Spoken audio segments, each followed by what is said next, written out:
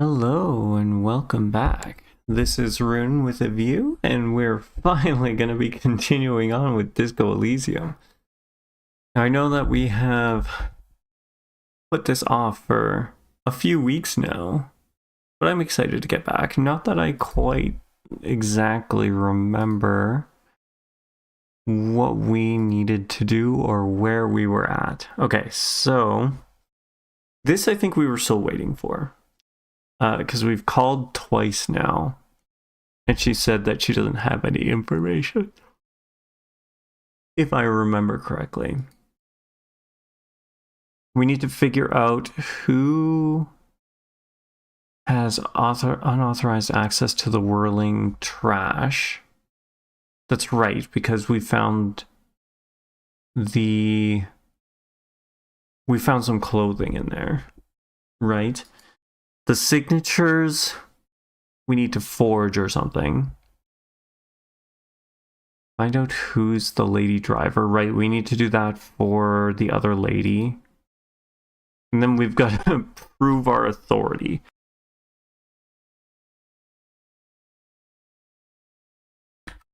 Okay. So, I think first things first is... I don't need to interact with the carriage. I do want to head back over the water lock to the town there. We gotta figure out... I mean, I guess we could have those two guys... whatchamacallit? We could have those two guys...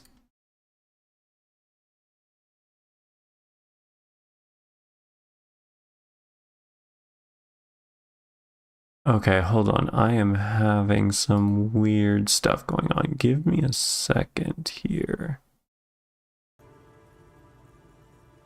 Okay, I think we're good now.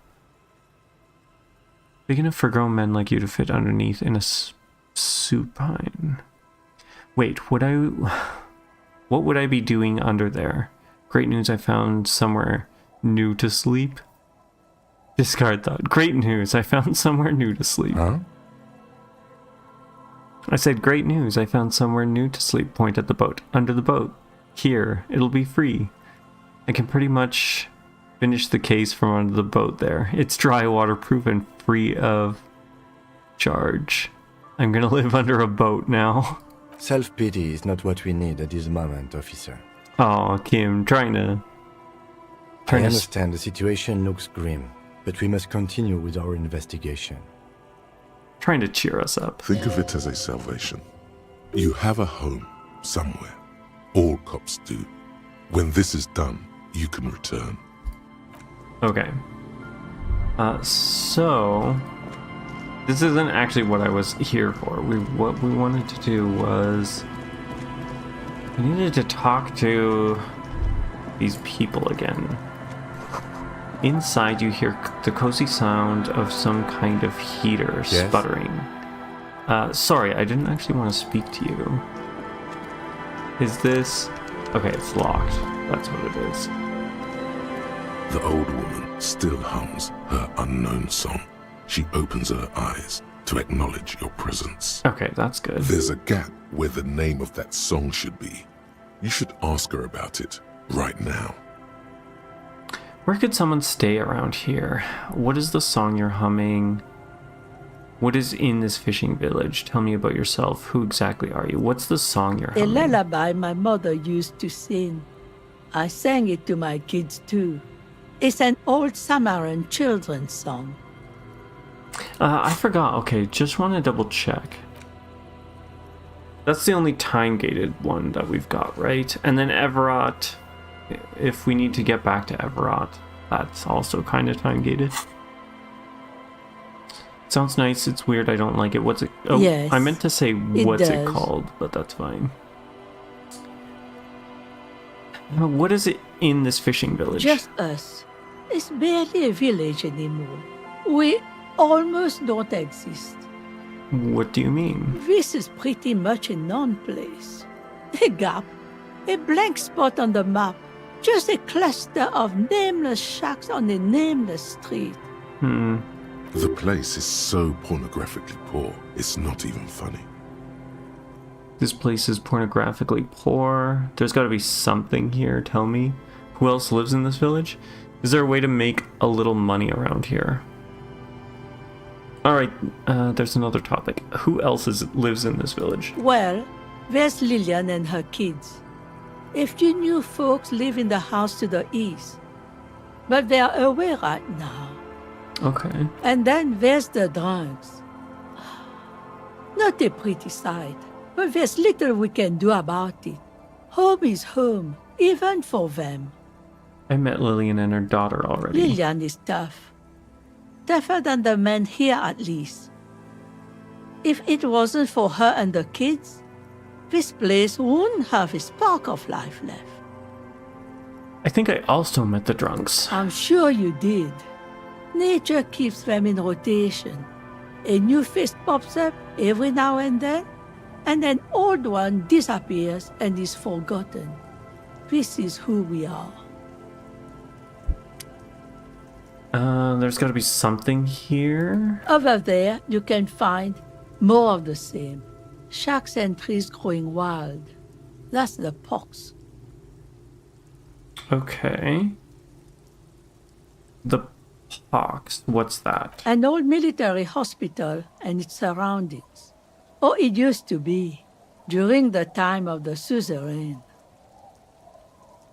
Continue. After the war, it was turned into a goodwill hospital for shell-shock veterans and folks looking for some quiet in the old sanatorium gardens. Okay. Now the area is crisscrossed with nameless streets and makeshift cinder block houses, shacks as far as the eye can see.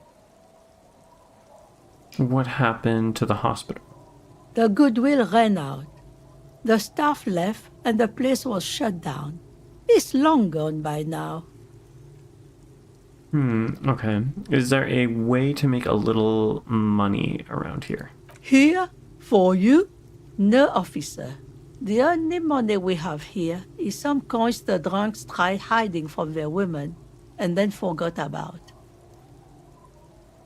Under carts, boats, in little boxes. It's not hard to find. Okay, let's go with the first The option. lack of wealth is the one thing we've got in abundance.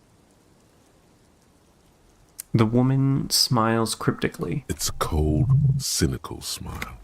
Riddles. Fits with the general ambiance here. Aye. Sometimes it's as though I'm also gotten lost inside this nameless nothing. I'm lost too. I'd really rather go back to talking about the village. I'm lost. Talking about the village. As you please. Another She topic. nods, rinsing another piece of cloth. Where could someone stay around here? Stay? Most people here are trying to leave. That said, if lodgings is what you're looking for, I've got a free room in the shack. Her soapy thumb points to the building behind her. How much is it? I won't charge you for it. Take it as a gesture of goodwill from the village to the RCM. Oh, wow.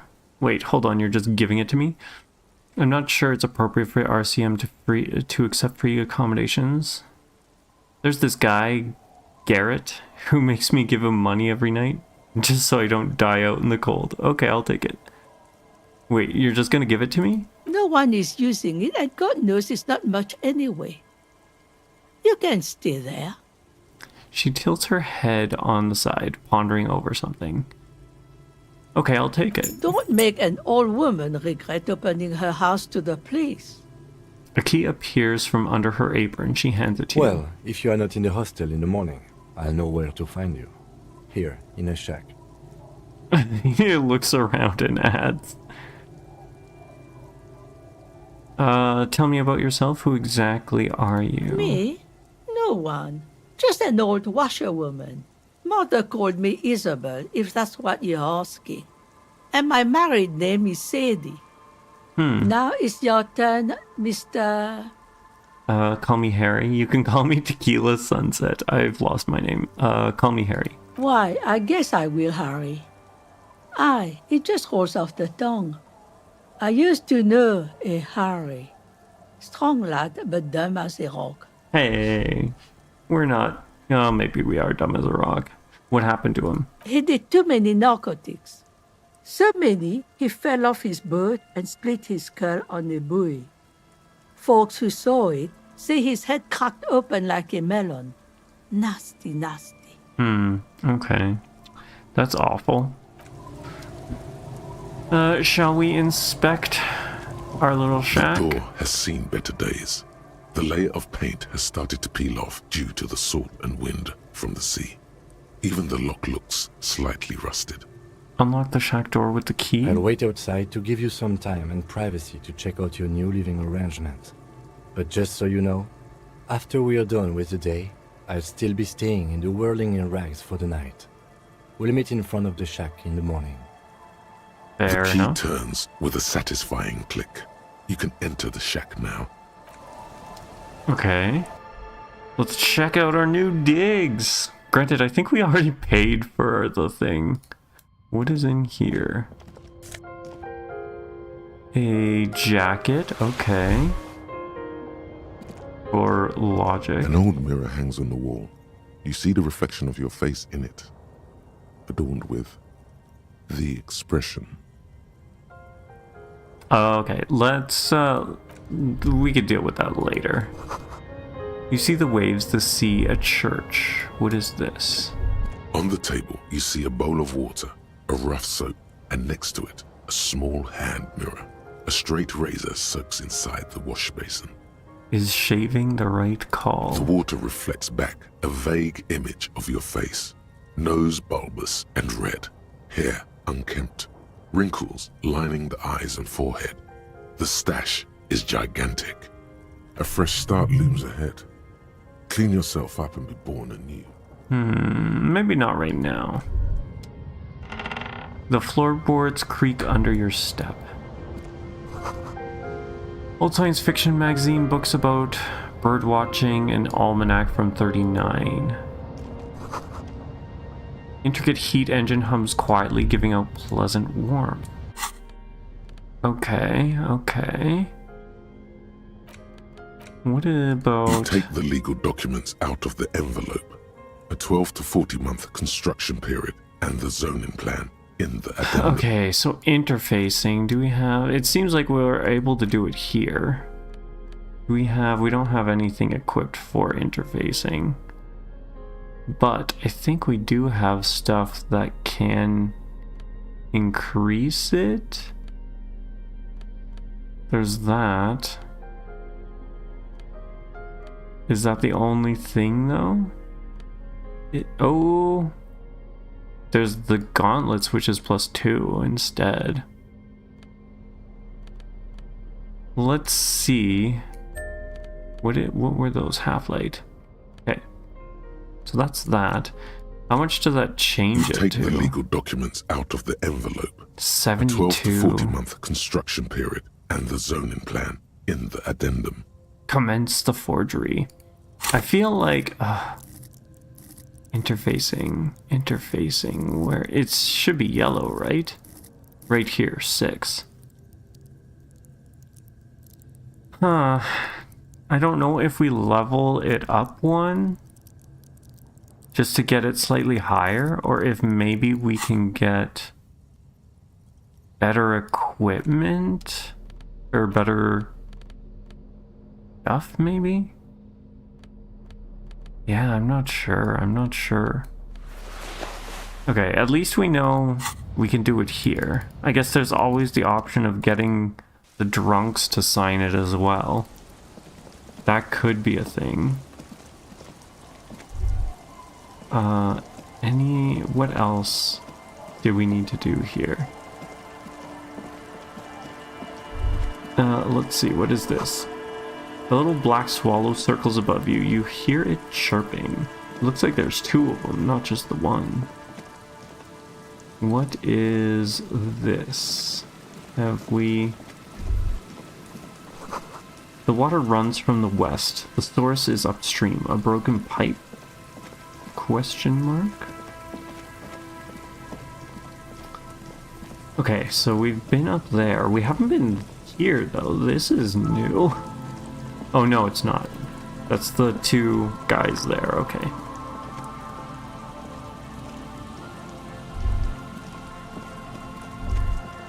Okay. Have we been here? This is new. Okay. A boathouse is shoddily constructed. A strong breeze might blow it over. Ooh, money. I like that. I like that. Anything else? No, nothing. What is this? Ancient paint is peeling off the roof of this shaded bench covered in rust. A scattering of bullet holes is spread across the cracked wall, reaching from one corner to the other. Okay. Look, Kim, even more bullet holes. Something definitely gone down here. Why this many bullet holes? Know about the revolution, know about field electrical. Bullet holes in the plaza, bullet holes in the backyard. Do we get it? Unable to piece together the We big picture failed. just now. There's a hole in their hypothesis. Fine, The okay. scattering of bullet holes looks like one giant smiling mouth, smiling its deadly smile. Look, Kim, even more bullet holes. Something definitely gone down here. Correct. The density of the bullet holes is unusual. Even in a general average bullet hole frequency in Martinez sense. Grim affairs. Meaning this is a lot of bullet holes. Looks like fully automatic rifle fire. Something you don't see these days. Say nothing, just nod. The lieutenant also nods. It is quite a scene. The two of you standing next to the broken wall of an abandoned building, nodding along. Not even more. The lieutenant is nodding so hard it looks like his head is about to snap off his neck. Don't stop nodding. The lieutenant matches your nodding pace. He's a true professional at this. Go, Kim. The nodding's reaching critical mass. You can't take this much longer, Captain. Keep nodding, goddammit. Stay the A course. small bead of sweat runs down the side of the lieutenant's face as he maintains his nodding. Oh, can we beat him? Can we beat him? Just one more nod? As the lieutenant takes out her handkerchief and softly taps the sweat off his temple, a faint crack echoes through the coast. Oh. Abort! Abort! No. Shit! It's too late. Oh, no. We lost. Busted the neck, did you? Glad I stopped when I did. My neck was really starting to hurt. Don't worry, little man. Now, we should get going. Alright, let's walk away. Okay, what is this? Sign says... Entrée intermite? Interdit? An old ticket taker booth no longer in operation. Okay, ooh, pallets of some sort? Something in the pallets? Money! We will take the money. A bunch of that. That's good. More money here. Grab that. We can see this. The door is not only barred shut, it's inaccessible. Okay. Perception. But +2 in logic. Okay. I was hoping for some more interfacing, but I guess we will deal with it. Okay, there's nothing else here, so I guess we can head out. Let us be off. I don't think there was anywhere else we could go over this way, right? So it's just back this way. There was that other house that we couldn't get into either, right? That was a thing. Up here, possibly. Where was it? Okay, here, right? We can't actually enter that. Can we go around behind it? Maybe. I don't even know if we've been this far out. This looks very new. More money. I will take that. What is this? These rusty gears used to turn the whole machine. The building before you housed the engine must have been a big one. Okay. He's having some problems here. Come on, can you... The chain trails off into the ocean, who knows where. The barrel's been recently discarded. It still smells of fuel oil. Wonder if we should be going in there. Rhetoric, but negative empathy. Gain some real. That's nice. Nothing over here. There's surprisingly a lot more here than I expected. Cigarette butts cleaned away under a rock. Someone made a campfire here a long time ago. Okay. Okay. What about this?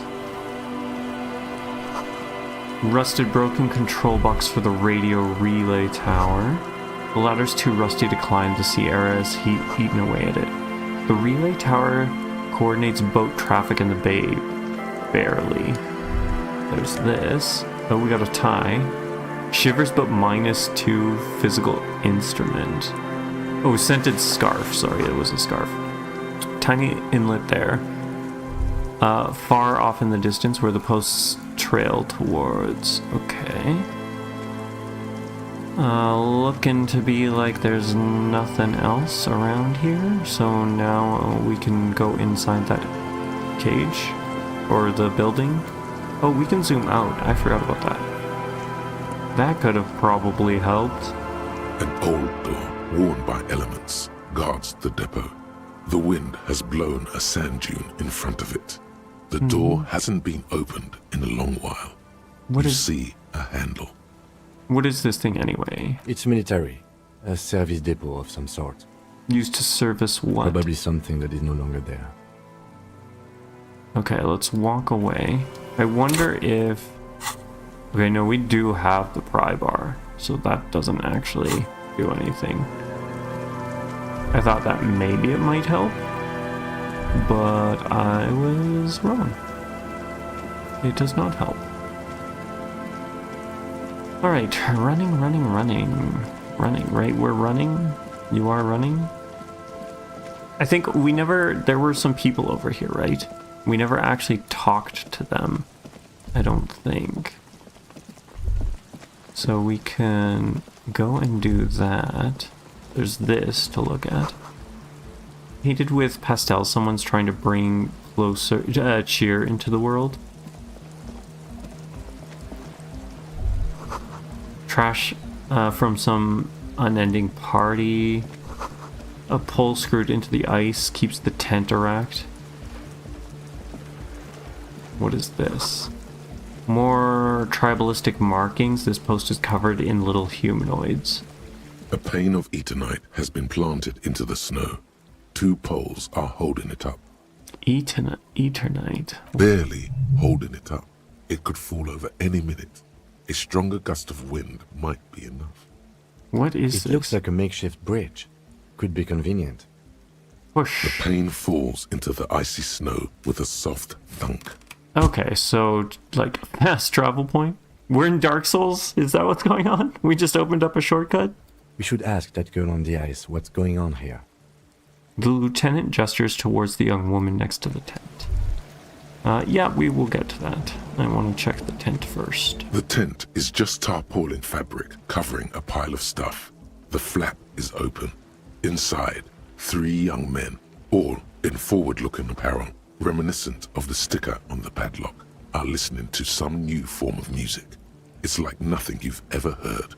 One of them looks at you. I was not expecting people to actually be inside the tent. Come on, get in and close the flap behind you. The warm stuff's getting out. Squeeze in? Sorry, you barely have room for one. Huh. You go ahead. I'm too old for this. I'm actually not, he thinks. I just dislike delinquents. Ah. I'm sure you will feel right at home. I'll keep watch. He gestures for you to squeeze in. Interesting, Kim. Oh, wow, okay. Smells like sweat and laundry detergent plus a trace of either. A pile of nasal spray, brand name Nosafed Ultra. The speaker too big they use for, the big kind they use for live music. Containers filled with what appears to be water. The label says distilled. A young man with peroxide blonde hair holds up a Harman Walshy tape player, nodding along to the music.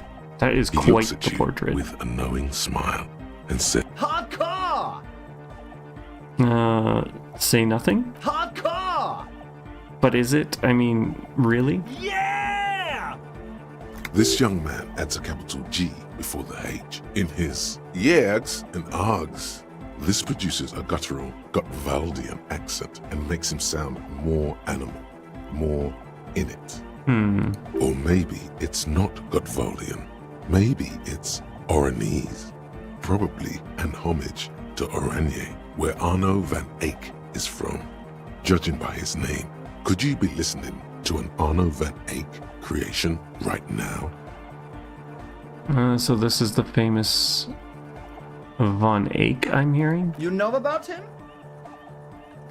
He moves his mouth, but sound does not come out. His eyes are the size of saucers. Looks like you've rendered him speechless. You know Van Eyck? Yeah, I'm a major Van Eyck fan. No, it was just a turn of phrase. Yeah. Wow! The skinny wraith looks at you with some disbelief. So am I! So am I! He begins to shake his head so everyone would understand. Oh!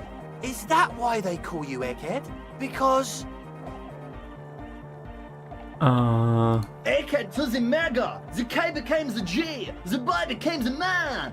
Okay, I'm assuming something to do with one of the guy's songs. The Advent?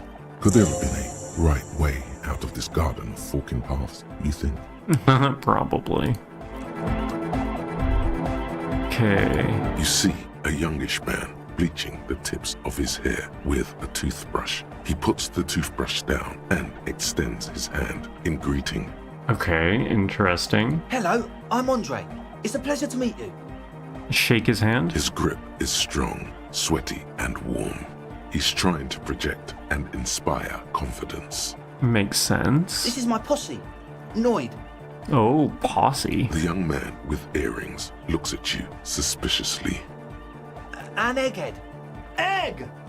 He yells. The tape player high above his head continues to blast strange music. Together with a Settle Burger, who's out there right now, doing some seriously progressive sonic experimentation, we like to think of ourselves as music venue organisers.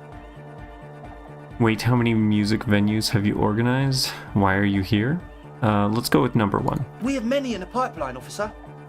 Why are you here? You see, we've been all over Jamrock North, prospecting for real estate to establish a new venue in. Also for talent. Yeah, thank you, Egghead. And while there is no shortage of raw, unfettered talent spinning tapes in Jamrock, we've had rotten luck with the real estate part. Place is a shithole. I apologise for my friend Noid's potty mouth. I realise this is not how you speak to a police officer. He has authority issues. There's no need. The place is pretty bad. Next time, watch yourself. Was there something you wanted? Yeah, it's a matter of occupied ecclesiastical property. I bet you've noticed the derelict hive of narcomania on the coast. An attempt to pander to your perceived conservative sensibilities. No person his age would ever use a word like narcomania with a straight face. Don't fall for it. Enough histrionics. What are you talking about? I'm talking about the church, and I'm not exaggerating. Even a place of spiritual refuge can become a magnet for all sorts of dopeheads and burnouts if left unattended. Dopeheads. Hmm. Burnouts. He angrily spits on a screw, then starts cleaning it. Well, I'm sad to say, that's exactly what happened. Sad because we were just about to put Martinez on the map with one of the maddest dance clubs in Jamrock. Nah, strike that. in Reversholt. I doubt that. Strike that! The word! And sadder yet, because the dopeheads and burnouts holed up in there were the worst kind. He leans back a little, watching you with a steady, serious gaze, letting you imagine just how bad those dopeheads and burnouts really are. Good. This calls for an opinion. You're an expert in those. Won't stand for narcomaniacs of any kind. No narcomaniacs on my watch. Shake your head gravely. I feel like you may be laying this on a bit thick. What's really so bad about the dope heads and burnouts? Sure, we'll go with one, why not? Yes. And the worst part is, they're also spooky. What exactly do you mean by spooky? Spookiness is not a matter for police investigations. What do you mean by spooky? I was hoping you would be the judge of that, officer. All I can say is, their spookiness is the kind that keeps us from restoring this church into a community centre and a place of spiritual refuge. Also, they don't eat or clean the building.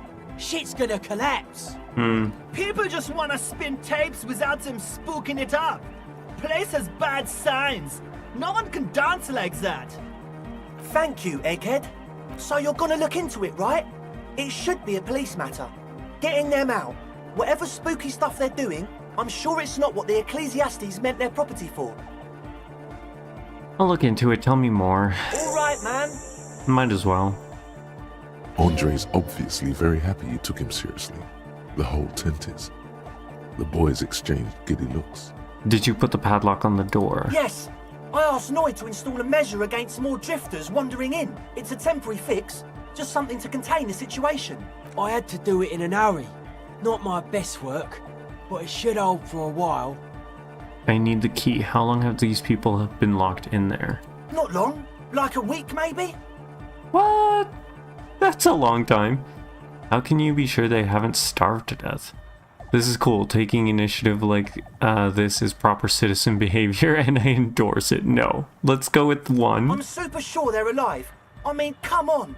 I'm at least 90%, maybe 85% sure they're still alive. Oh my gosh. Somewhere in the ruinous past that led you here, there was something called exams. You may have learned the term involuntary manslaughter there. Andre, do you know what involuntary manslaughter means? 85% is not good enough when you're dealing with another person's physical well-being. 85% is good enough. Okay, do you know what involuntary manslaughter means? Yes, I do. I listen to Channel 8 all the time. I know about crime stuff, and I assure you, officer, this is not what's happening here. I'm at least 80% sure they're alive. I mean, come on. Most people aren't ever that alive in their entire lives. Oh my gosh, kid. Yeah, I catch your drift. Sounds like nonsense. What does that even mean? It sounds like nonsense. You're right. It is nonsense. Total garbage. I knew you'd see through it. You're one smart cop. Sure. It feels good to be the smart cop, doesn't it? That's a good cop to be. Has a nice ring to it. Smart cop. You wouldn't want to be stupid cop, now would you? But You can still, stop buttering maybe me up he's now. just sucking up to you. Hey, you can stop buttering me up now. Thank you. Oh, okay. I won't do that anymore. I need the key. Of course. Noid, give the officer the key. All right. Reaction speed. Be the cool cop. Catch the key as it flies towards you. Let it fall to the ground, then pick it up like a normal adult. Sure. It's high enough. You 80%. sense the trajectory of the little piece of metal and plastic. The object makes a small ringing sound as it approaches. Just the tiniest chime to your left. Okay, perfect. Catch it. Ka-ching! The key hits your palm. The speed freaks nod to you approvingly. Thanks, man. Play it cool. The speed freak nods to you. A respectful nod. You proved something here. Right. Other questions. Conclude. Sure, man. Tell us what you want to know. Let's do it. Who exactly are the people inside the church? What's the deal with Egghead? I want to talk to him. You mentioned some kind of ecclesiastic own the church. Who are these? Ecclesiastes? We kind of know that though.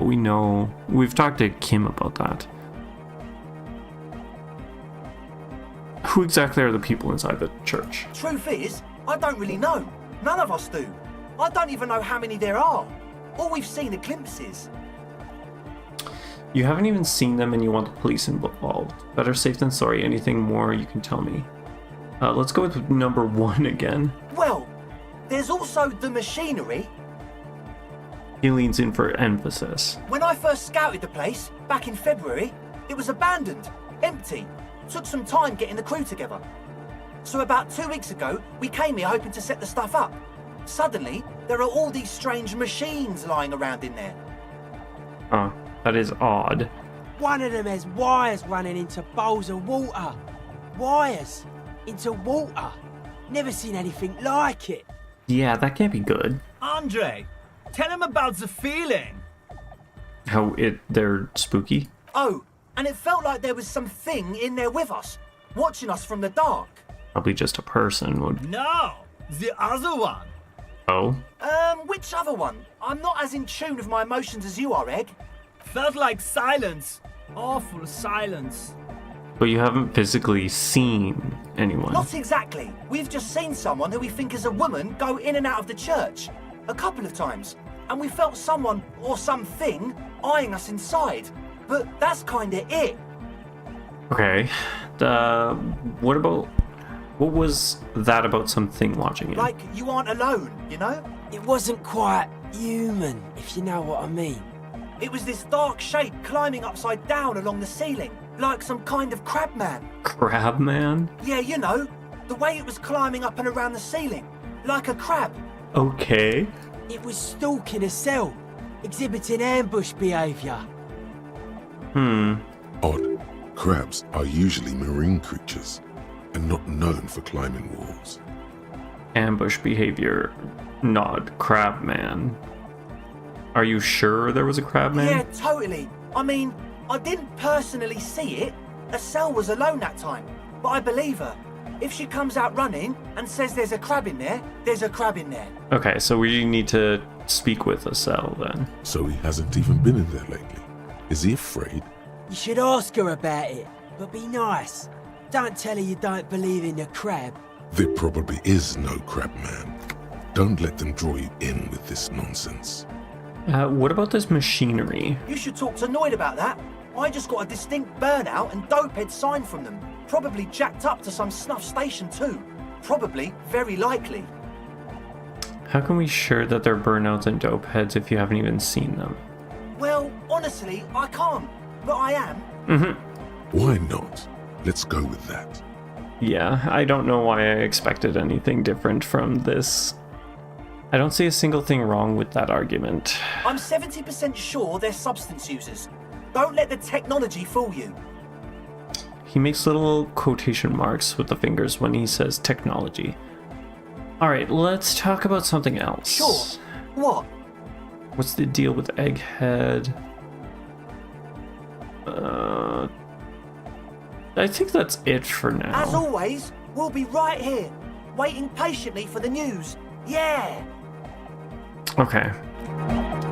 Let's head out. And then let's go talk to the little girl here.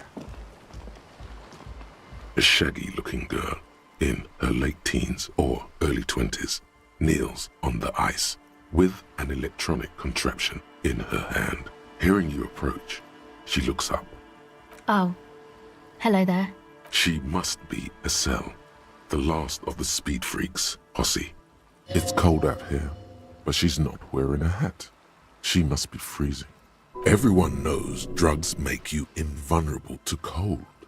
You bet this one likes to party. Your child, it's freezing. Where's your hat? So you want to party? I have some questions from you. You must be Estelle. That's my name. I take it you have met the others.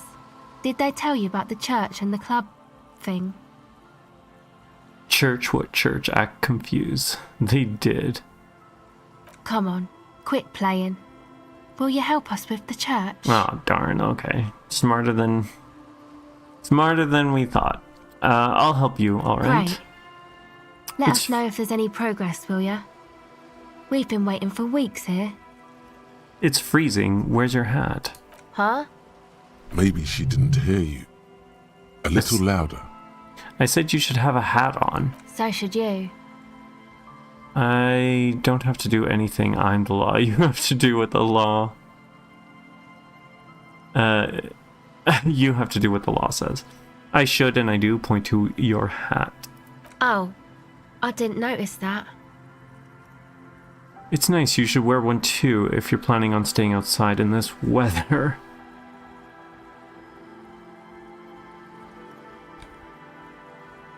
Now that's all cleared up, I have some questions for you. We're done here. It's nice. You should wear one too if you plan on staying outside. Yeah, well... Look, man, fuck the hat. Is that kind of language really necessary? I'm sorry I said fuck the hat. I was concentrating on something else. My whole family swears and it rubbed off on me. There's a pained expression on her face. She'll answer your questions now.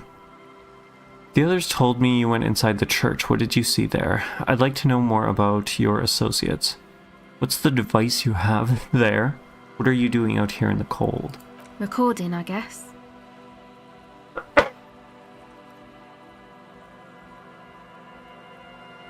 And what is it that you're recording? I think I'm recording cracks in the ice.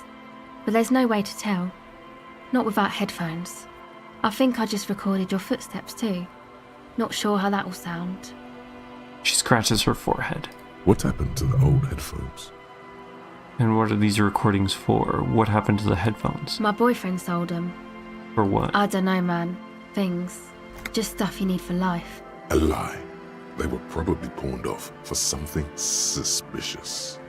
And what are these recordings for? The cracks, the footsteps? The musicians in the Palaceum used them for making music. They looped the stuff, cutting the tapes together. They make music out of cracks in the ice and keys jangling. Crazy sounds like that. It's hard to explain. Just nod. Anyway, I thought I'd make some too. It's supposed to be, like, a music place anyway. She rubs her shoulders and looks around. I don't really know what I'm doing. They use synthesizers too. I don't have a synthesizer. Take this, you're cold. The lieutenant begins to take off his jacket. Oh, wow, okay. No, man, fuck that, I'm cool. I'm sorry I said that. I'm sorry about the fuck. It's okay. The lieutenant backs up. He throws you a glance. Give her your hat. Here, you need this more than I do. You say it's supposed to be a music place. Let's give her the hat, I guess? I don't even know what hat we've got on. Thanks. We lost something. She puts it on. It's a bit large for her. You said it's supposed to be a music place. Did you mean the one Andre's got planned, the church?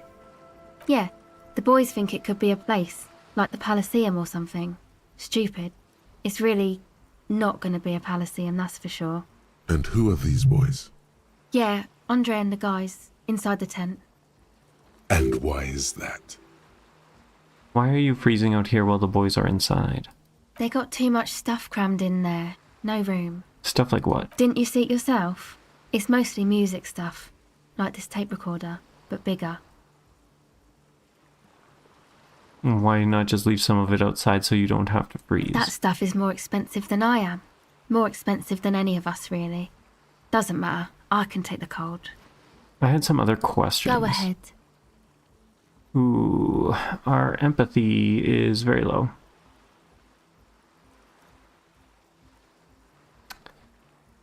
The others told me you went inside. I'd like to know about your associates. My associates? I haven't got much to say about them. What do you mean you must know something about them? Just answer the question, please. Of course I do. I just don't tell people about my friends and who they are and so on. I don't provide information on them. To the cops. What about you? Tell me something about yourself. Aha, okay, maybe I'll ask later about all this. Me? I'm a silver bird. Aha, okay, maybe I'll ask later about all this. Don't know what makes you think it'll be any different later, but... Tell me more about this music place. It's supposed to become, like, a club for Nordic dance music. like that new style of synthesizer stuff they play at the Palaceum. Except that, yeah. She looks at the old wooden church up on the poles. As a mean wind comes blowing in, the 6-story structure lets out a doubtful shriek. What is anodic dance music? Look, I don't think we need to know about that. Go ahead. What did you see in there? Oh, that. You're not going to believe me. There's no point in me telling you. She's less prone to blurting out Crabman than the others. We'll see. Go ahead and tell me. You're right. Let me ask you about something else. We'll see. Go ahead and tell me. Okay. I went in and I saw a woman next to one of those machines there. Noid calls it a mainframe. Huh. She was dressed like someone who's been raised by their grandmother, you know, strange old clothes. Had this absent expression, didn't say anything, just stood still. Go on. And then, you know, right behind her, a man crawled down the wall. Upside down like a crab, down the church wall. I think the woman didn't even know he was there. He was completely silent. Continue. He stopped right before he got to the floor, then just hung there like that, looking at me. Right at me. I fucking turned around and walked out. End of story. That would be creepy. Like a crab, you say? The lieutenant nods. His face is stone. What did the crabman look like? It was too dark. I couldn't tell exactly. She shakes her head. Come on, she obviously could. She already went into detail.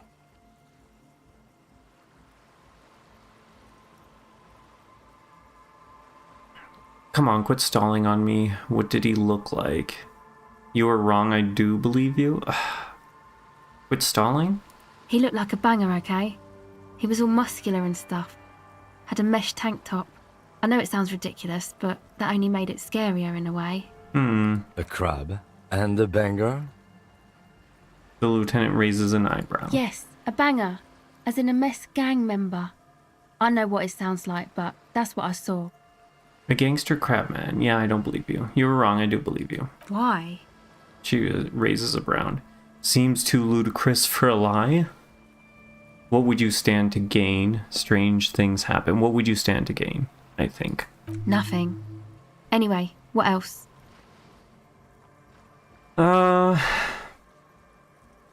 What's the device you have there?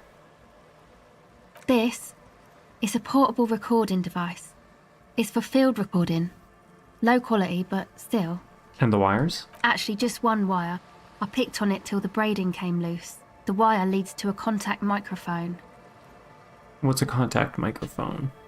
A contact mic records sounds from inside things, like this ice. Your mangled brain would like you to know there is a boxer called Contact Mike. Any news on my wife's name? How about my mother? What am I supposed to do with this? What am I supposed to do with this? No idea. Does this have anything to do with Contact Mike? How does that thing work? Where did you get the mic from? Where did you get the mic from? Same place I got the recorder from, the Palaceum. What's the Palaceum? Oh man, you haven't been to the Palaceum? It's the coolest place in this whole drug-addled shithole. It's a music club and a synthesizer workshop on Boogie Street in Jamrock.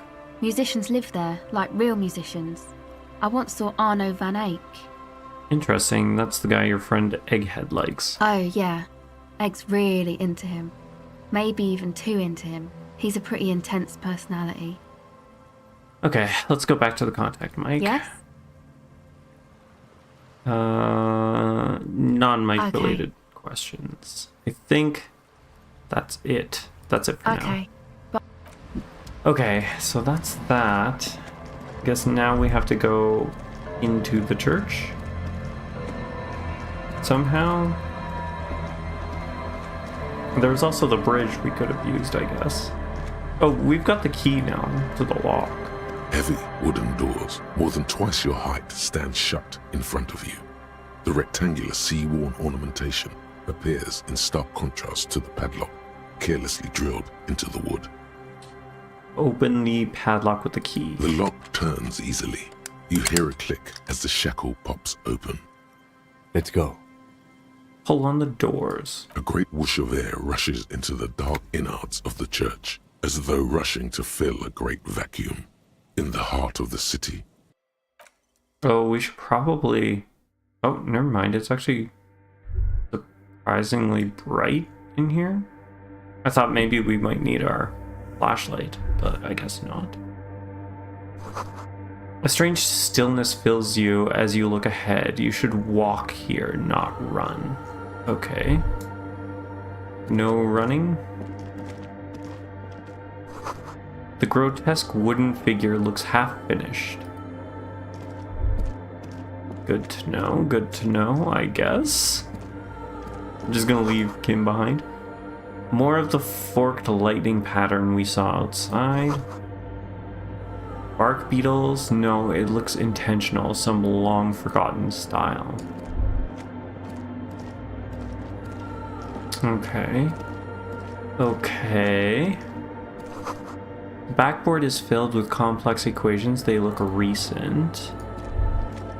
It looks like there's a pair of shoes and some money there. The bowl is filled with water. A live wire runs directly into it. That reminds me, we no longer have a hat. Do we have hats? I don't think that's a hat. It is a hat. 2 logic but minus perception. Interesting. What's our logic looking? It's +2, okay. I don't want it too high, I guess. And if that's removing perception, it looks like... I think the glasses give us perception? No? What gives us perception? Oh, our boots oddly give us perception to counteract that. That's cool. I'm okay with that. Okay, yeah, it doesn't look like we've got any other, whatchamacallit, hat items, so that's that. Let's see here. What is this? What is it? I wonder.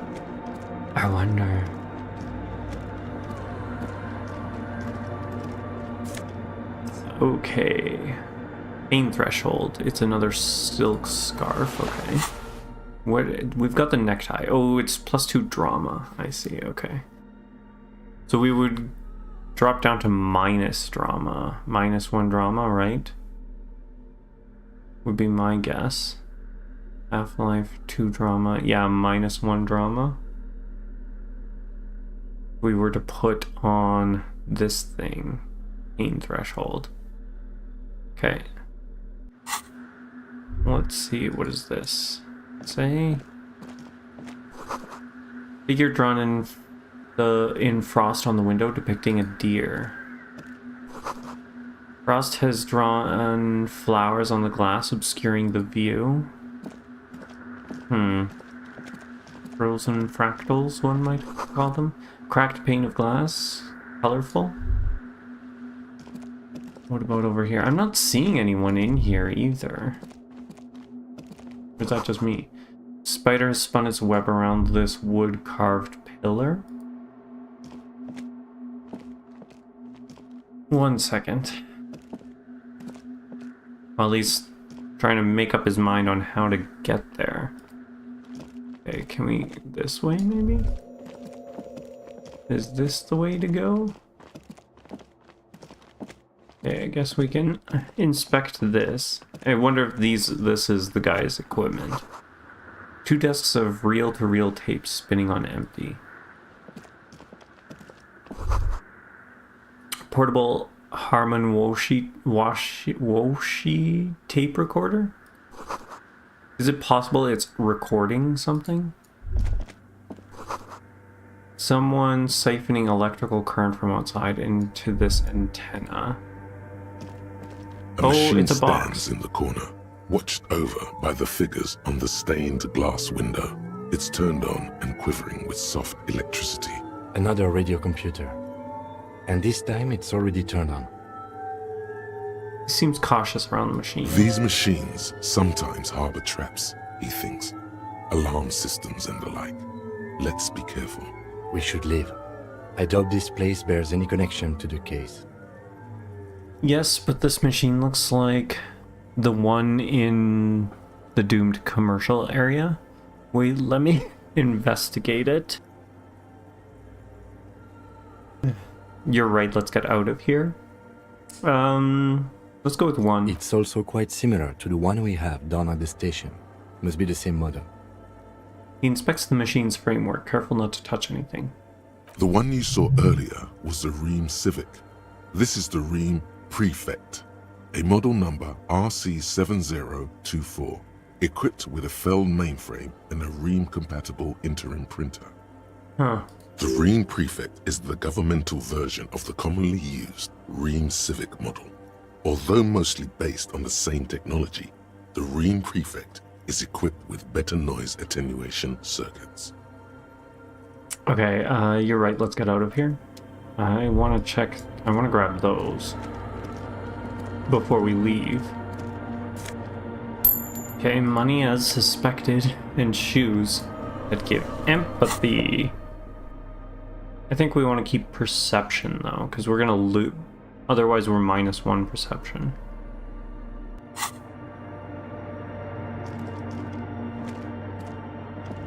Okay, now what's through here?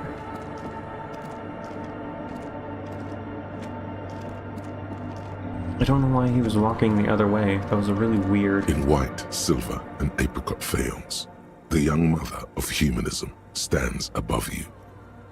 A crack runs across her body. She is impossibly tall, oval-faced and sad. A dark and radiant majesty. Okay. This is her innocence, Dolores Day. Huh, Dolores Day. Cradled in her arms are a pair of glowing lungs, clearly visible from underneath her flowing dress. You should kneel. No. Cold wind seeps in from the crack in the glass. Snowdrifts cover the floorboards at your feet. Above, you feel her multicolored eyes on you, inspecting you. No, I'm not your bug. As that bitter thought passes through your head, the lieutenant draws an X-shaped cross from shoulder to shoulder with 3 fingers. I'm not doing that cross either. Make the same gesture. Sure, we'll make the same gesture for him. Your fingertips touch your chest 4 times. When it's done, you're still standing in the apricot-colored light of the window. The woman smiles her distant smile, unmoved, struck in half by the crack in the glass. How did I know that this was the mother of humanism? Reconstruct the cracked glass. How did I know? Despite the damage you've done to yourself, the title appears lodged in your hippocampus. This is her innocence, Dolores Day. The innocence of humanism, internationalism, and the welfare state. Perhaps the most famous human being ever to have lived. No amount of Commodore Red can wipe her sad smile from your brain thing. It has survived the deluge and haunts you still, and will haunt you forever, as it haunts all men. What else do I know about her? Many things. You know she was a woman of the court, the wife of an influential Marchese, and eventually the principal advisor to Irene La Navigateur, Queen of Suresnes, modern-day Sir Laclais. Also that she was gorgeous beyond beauty. Was she smart? Terribly. Women of the court were expected to play both contract bridge and chess sufficiently well to prove an interesting challenge to a man. A simple grasp in matters of philosophy, theology, and science was encouraged. She was, by all means, a kept woman. Huh, interesting. She made the most of her position in the antediluvian court, a court visited by the most prominent thinkers and artists of the day. In secret, she was becoming the era's preeminent philosopher of the state.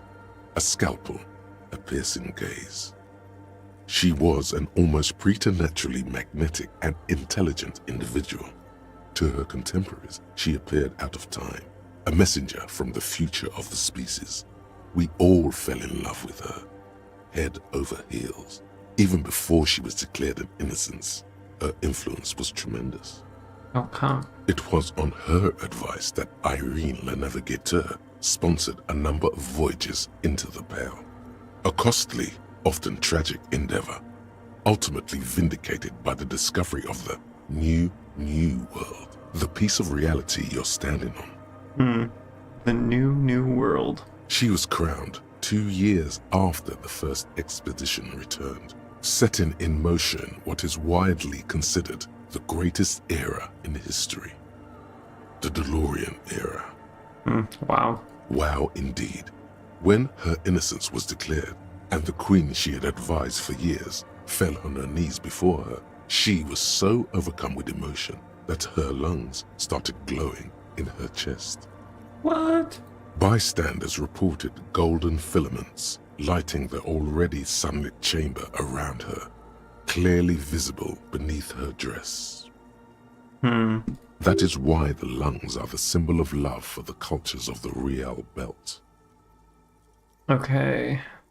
Was there something terrifying about her? Terrifying is a term too emotionally charged for your semantic memory, or what remains of it. But although she's often considered to be the greatest human being to ever live, there was something ominous about Dolores Day, constantly surrounded by her Theriers.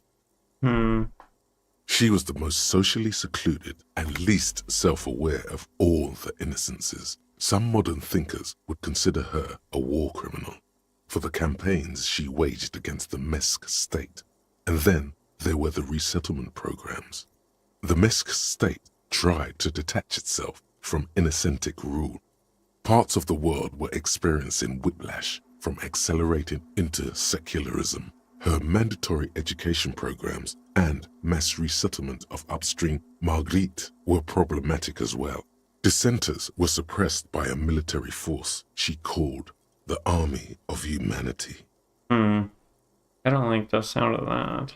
Suggesting those who fight against it are not part of humanity. She adored chess, yes, but also military war games. Dolores Day often holds a tiny tin soldier between her index finger and thumb in icons such as this. She was also blonde, the blondest woman you have ever seen, with green eyes the color of the Pacentic, mare interregnum. Little is known of her Marchese husband. It's as if he vanished from history after completing his role, which was to introduce Dolores Day to court. In conclusion, yes, there is something lonely, paranoid, and even terrifying that people seldom mention, but feel when they think of her. This subtle terror is part of her iconography. Lieutenant Yefrater, you've stood there for over 5 minutes. The lieutenant's calm voice echoes in the cold air of the church. What are you thinking of, if I may ask? She's somehow connected to the case, I doubt it. Glowing lungs, that's fucked up. Nothing, just looking around, she's beautiful. She's not human. Yell, war criminal. Let's go with she's not human. Okay. He takes his glasses off to clean them. Then after a while he says, This church, the coast in general, we shouldn't linger here. This isn't a good place to get lost in. We should conclude our business and move on. This is Dolores Day? The old woman in the village was right. This must be the DeLorean Church of Humanity in Martinez, or the small Pinewood Church in some records. You knew of this place? It's a minor landmark, not easy to find. Most maps misplace it. It was built not long after Ravachol's founding, 300 or so years ago, by first-generation settlers. Impressive building. On the coast of an uninhabited archipelago where only animals had roamed before, in the wild reeds. What else do you know? There used to be 7 stave churches on the coast. Les Sept Sœurs, they call them. The 7 Sisters. Only one remains. The rest were burnt in the revolution or used for building materials. We should be respectful here, although the building appears to be deserted. I do not believe we'll find anything connected to the lynching here. Something else, perhaps? He looks at the machinery lying around. Respectful? Is the lieutenant a follower of DeLoreanism? Are you a follower of DeLoreanism? Yes, we all are. Her name, body, and rule are synonymous with humanism. The laws we enforce are DeLorean in origin. Stroke your chin first. I didn't think you were spiritual. I don't like her. She looks like a lever. I didn't think you were spiritual. It's not spiritual, it's constitutional. The DeLorean system does not demand faith, only accordance. Okay, let's try the calculus. A jigsaw of broken shards We falls fixed it. into place in front of you. A ghostly reconstruction of the stained glass window. Before it was shattered, there was an older woman beneath the younger one. And a text, a light motif below them both. Who's the older woman? What shattered this mosaic? Unknown. A motor carriage, a gunshot, someone falling into it, or maybe just hooligans looking for something to break. Who's the older woman? What's the motto? What does it say? Below both women, in luminous black letters, après la vie, mort. Après la mort, la vie de nouveau. And then along the left side, après le monde, la gré. Après le gré, le monde de nouveau. After life, death. After death, life again. After the world, the pale. After the pale, the world again. This is the great leitmotif of humanism, a summary of the effect of the discovery of this Isola, the Insulindian, on human thinking. A tremendous sea change akin to finding life after death. Who's the older woman? The escutcheon on her throne says, Irene the Navigator. She is depicted as an older woman wearing thick-rimmed eyeglasses, holding a golden rights apfel in one hand and a scepter in the other. This is the queen her innocence day advised. Above, she herself is whole. Interesting. Small figures of wise men, common men, worshippers walk up the stairs to stand at her feet. Secret servicemen, farriers, stand in a row guarding her. It must have taken years to produce this work in all its dizzying detail. Hey there, Kane. At work right now, but you'll put up with your crew for our next stream. I see, okay. Never mind. Lieutenant, this used to say... Death, life again. After the world, the pale. After the pale, the world again. This exaltation is common in DeLorean sacralism. In the early years, it was even incorporated as the RCM slogan. No more, however. What is the motto now? Justice, union, prudence, and force. Not very feminine. I like the other one better. I like this. Puts the fear of God back in the... I like the other one better, I guess? I don't know. So do I. Step back. The mother of humanism towers above you, a wax painting on a cracked pane of glass. Nothing has changed in her expression. Turn away. Okay, so aside from interacting with that box, I don't really know if there's much else here to do. Maybe we need to come back at a different time? Solve egghead puzzle. There has to be some way to talk to this person. You just haven't found it yet. It's definitely not about signs. What if you just try again? Find your way out of the maze of things to say. Look into the spookers in the church. She refuses to talk about her friends. Maybe she'll open up later, after you've helped them set up the nightclub. Okay. I'm really not sure how to do that. We'd have to interact with that box, I think, is the only thing. Either that or we find people in there later. It didn't look like there was anywhere else we could go inside. Maybe I'm wrong. Maybe I'm wrong about that. Where are we going? I think we want to go talk to the drunkards. Unfortunately. They should be over here, right? Yes. I want to see if there's a difference if we get them to sign. Sunset. Could you and your pals sign this document?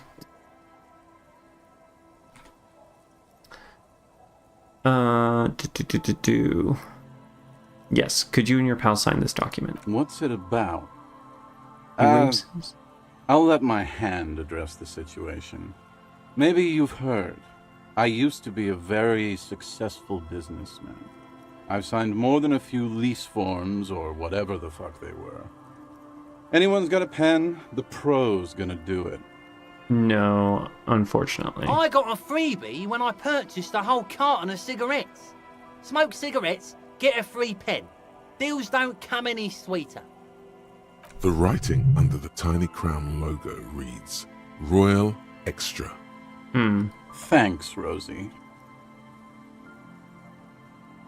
Okay.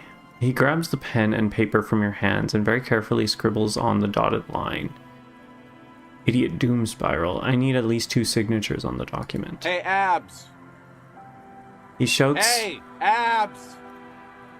Don't you? You call Abigail? I need you to sign this document right here. It's important. Okay. This was a lot easier than I expected. The problem is Everett's probably going to find out. Call her. Maybe this was a bad idea? His trembling hand catches the paperwork. He lays it out on his knees and starts writing slowly. The handwriting is almost illegible to his shaky hands. Don't call Abigail. His friend grabs the document Great and job, admires Abs. it. Nailed it. You've done a great service to the village, to the RCM, and to Revachol. I guess that's it. Thanks. No problem. Now, where did I put that, Fucking hard work done for the day, man.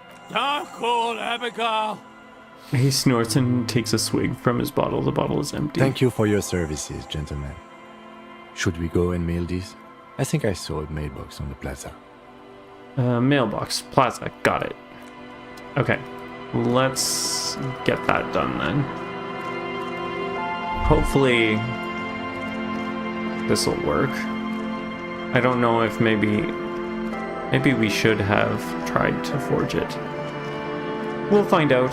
Can we lie to Everett? Will he know that we got random people to sign it? Because I doubt that makes the document binding in any way.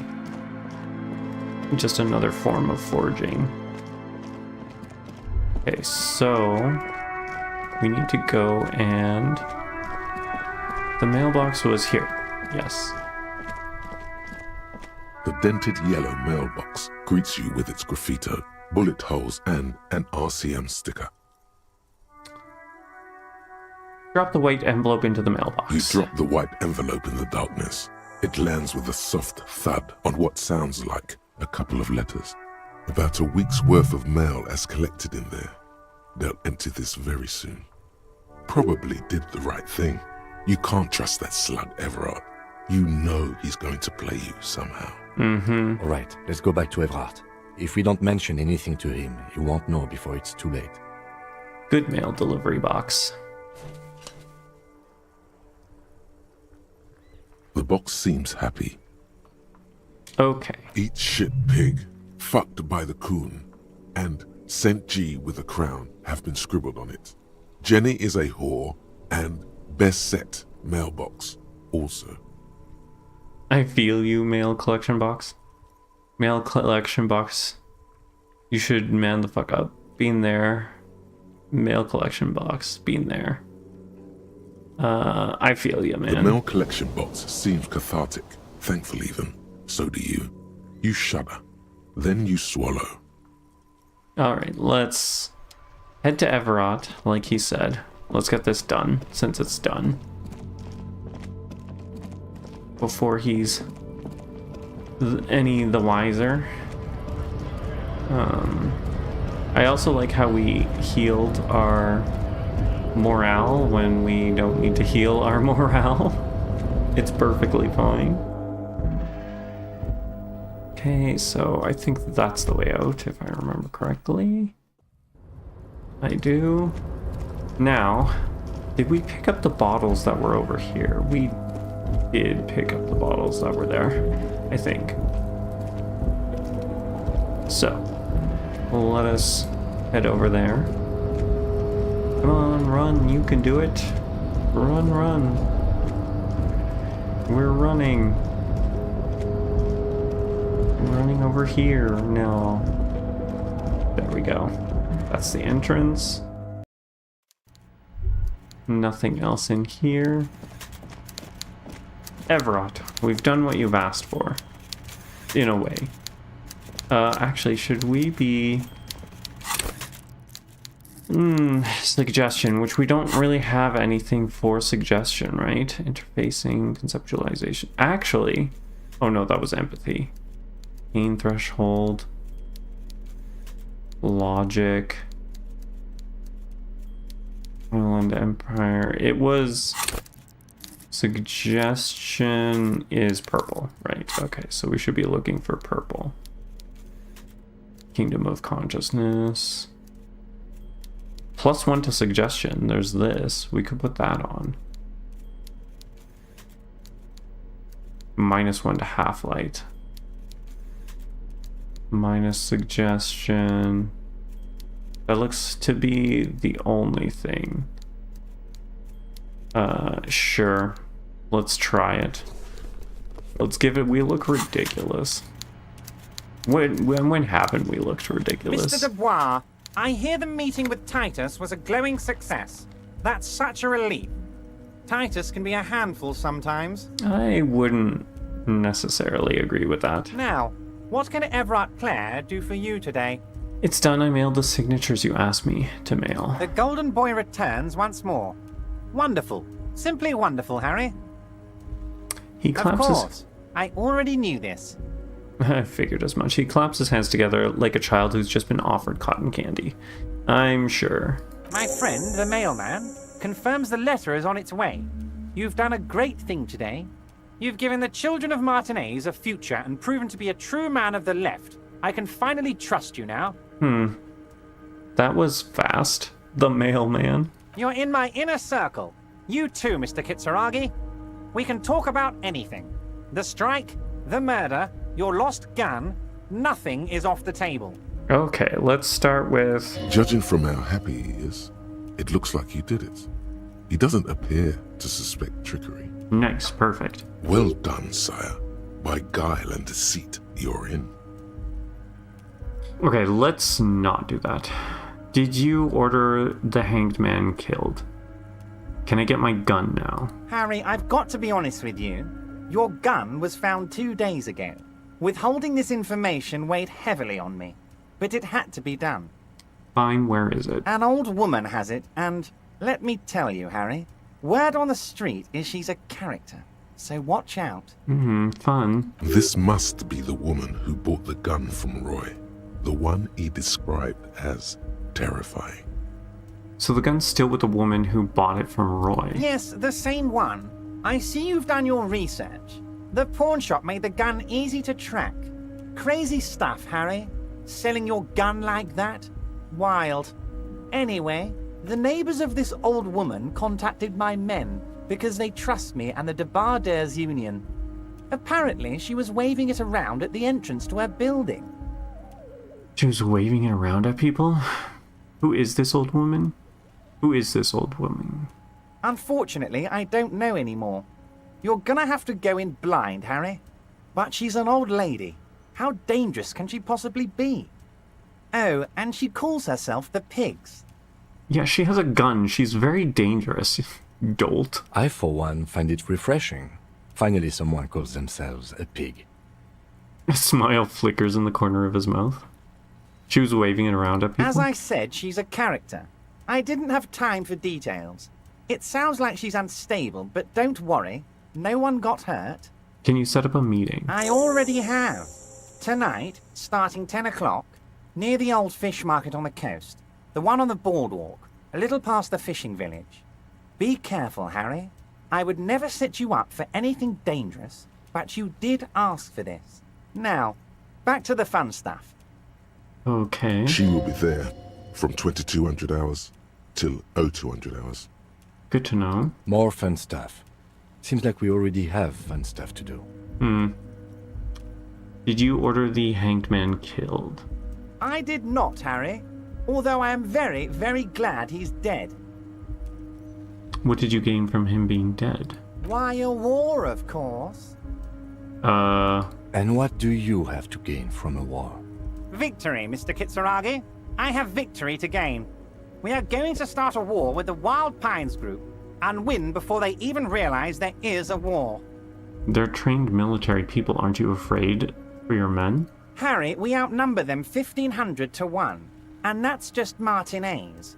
With all the unions in Revachol, and with public opinion on our side, we can hold off 2 men, or 15 men, or even 50 men. And he seems very confident about this. The more they send, the worse it's going to look for them. They made a huge mistake hiring those guys. No one likes foreign mercenaries. The leftists hate them, the fascists hate them, even the moralists think they're in bad taste. How is this connected to the strike? Harry, there is no strike, only war. Class war. Or, in business terms, a dawn raid. Or wait. Is that when you still pay them something? Because we won't do that. We're not going to give nothing. We're going to take Terminal B away from them. The roads, the gates, the containers, that big crane, even the damn coffee maker. We're going to take all of it for the people, and fuck Wild Pines. The word fuck rings like a gunshot from his mouth. He doesn't swear often. No, he does not. I think this is the first time we've heard him swear. So that's why you haven't let Joyce in? Yes. It's also why I let that midget Gaumont go. He's too nice. I can't put him through this. Plus, he knows how to get in here. That woman can't tell her tits from her arsehole. She has no chance. What? Why are you telling me your plans? Because we're friends, Harry. Besides, it doesn't matter now. You can go tell her if you want. It won't change the course of events. We have a significant head start. It's already happening. How many of you guys are in the union? How are you going to fund your new independent harbor? Oh, you mean what sort of goods are going to be flowing through? How am I going to replace all the contacts we'll lose once the poo-poo hits the fan? The clients will ditch us. Harry, we've thought of everything. Clients would take a well-known multinational conglomerate over a local mobster any day. You can't possibly hope to continue like you have. Clients will leave en masse. Sure, some will go, but mark my words. The company will be unpleasantly surprised to see how many of them stay loyal to Martinez, and to the new competitive contracts we can offer. With renewed zeal sparked by communal ownership, the men will be shipping those containers double time. You'll be surprised to see how fast things go without parasites latching on. We'll have our hands free to pursue bold, exotic new revenue streams. What does he mean? Is he talking about drugs? That's drugs. Yeah. Drug trafficking. Drug trafficking? Don't be stupid, Mr. Kitsuragi. There are perfectly legal, 100% ethical chemical factories on the Samaran Isola. You don't need to be colonialist about it. All they do is produce components to keep the pharmaceutical industry running. That's people's health we're talking about. Old grannies, little babes, people with disabilities. That's just the top of the iceberg, though. Isn't it supposed to be that's just the tip of the iceberg? God, that sounds shady. Digging it, Everett. I have to say I'm digging this part. That sounds shady. That's only the top of the iceberg, though, isn't it? The company thinks transporting these chemicals in bulk looks bad, has bad optics, may be illegal in some countries. The Debarders Union, however, we're all about the large volume column. We're gonna transport the living daylights out of those materials, Harry. So your sick kid can get his Benefed, and your wacky uncle doesn't have to come off risperidone. Benefed is a children's cold medicine, usually apricot flavored, and risperidone is used to treat severe psychosis. Usually apricot flavor. That's not a flavor you see very often for children here. And the kids on the street can get speed and pyrrolidone. I'm an old-fashioned guy, Mr. Kitsuragi. I sometimes grab a beer with the boys, but I have no idea about the things you just mentioned. He smiles. But if I were to supply ingredients for some sort of rainbow party, I would make sure the Union took a fantastic share. And I'd keep that stuff far away from Martinez. He's basically admitting to it. Drugs are a no-go for me. I'll report this. I have to admit, that's a well put together plan, and far removed from you. Interesting stuff. I just want to solve this murder, okay? It makes sense to regulate the drug trades like this. Keeps it out of more dangerous hands. Let's go with 2. It's also far removed from my men and the people of Martinez who've put their trust in me. Anyway, let's not focus on the sensationalism of the drug trade. This hypothetical drug trade is all anyone ever seems to be interested in. It would only be a small part of the harbour's turnover, just like the harbour is, but a small part of Martinez. It would still be illegal. Let's look at the big picture. Martinez as a whole. There are little girls out there with dreams of making music. Young mothers who want to start businesses. Models who want to walk catwalks and steel welders who want to weld steel. I'm going to unite them all into one economic body. We're going to incorporate this place to Kingdom Come. Everyone's going to be in on the wealth, and everyone's going to pull their weight. I'm not feeling a whole lot of Revachol here. Not enough flags or kings.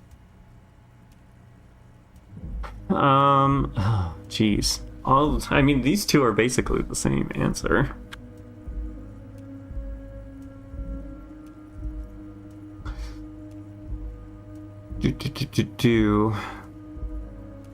Harry, the future I have in store for Martinez will have all the macho aesthetics you love so much. The crowns, the guns. I will even slip in a skull and bones for you, my friend. Oh yeah, skull and bones. Skull and bones on the Revacholian flag. The Revacholian Death Squad. Oh yeah, the visual image has completely bedazzled you. You're 100% with Everard now. Oh no, I don't want to be. That's the opposite of what I want. Okay, how many of you guys are in the Union? 2,372. Plus yours truly, of course. 2,373 is a sizable contingent for a labor organization in Revachol. Can I ask about specific Union members? We're way past specific Union members now. This is the big time. We're talking about the future of Revachol here, Harry. You can bother Leonard with that. He loves to run his mouth on such matters. But I'm in big-time mode, Harry. There's something different about him now. He's more vibrant, more alive in his big-time mode. That's it for now. Not much else we want. I don't want to tip that we know what he was doing. Great, Harry, great. I think we have truly built a bridge between Martinez and Jamrock today. We have united the RCM and the Debarders Union. Suddenly there's sadness in his tone. This has been so great. I'm sorry we don't have more fun things to do together, but if you ever feel like bouncing something off me, my door is always open. What? I'm always happy to educate and very nice, Harry. Is there... I think that's it. Okay, let's talk to... was it Leo? Was that who he told us? This guy here, right? About specific union members? Oh, hey, mister. I knew you'd be back to talk with old Leo here. Yes, I did. It's like Lady Larice said when she opened a bathhouse in the basement of my apartment building. They can only get so far before they're aching to get back. And lots of folk really did keep coming back. Okay, I had some questions for you, Leo. No trouble at all, mister. No trouble at all. It's like that old saying goes, wisdom withers if not shared. And old Leo is always up for sharing. You seem to know everything around here. I want to ask about someone. Mr. Everett doesn't really want me to talk to people about union guys. But who did you want to talk about? Tell me about this Edgar guy you keep mentioning. Manana, Measurehead, Titus, Everett, Renee. Renee? The night Was guard. that the guy? Ooh, No. He's a peculiar fellow.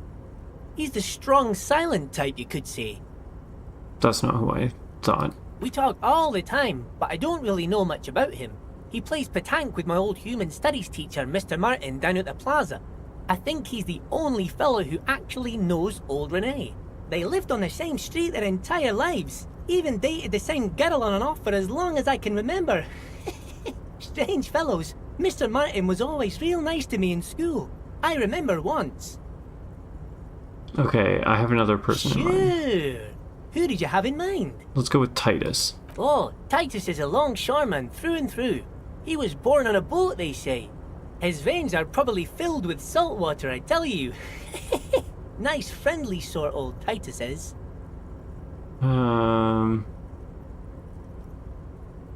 This Edgar guy you keep mentioning. Mr. Edgar is Mr. Everett's brother. He looks a bit younger, he does. But a very smart fellow.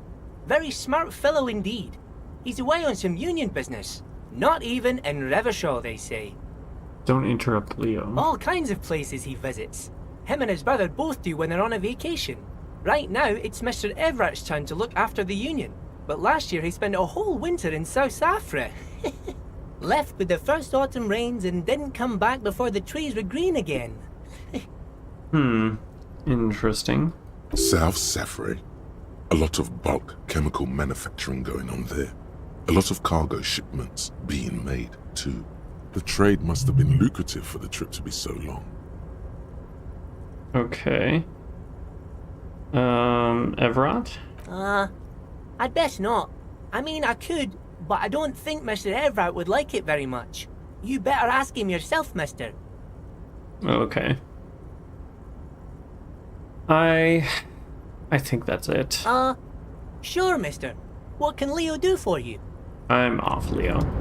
Let's head out. How much snow? All the snow. We're gonna have to...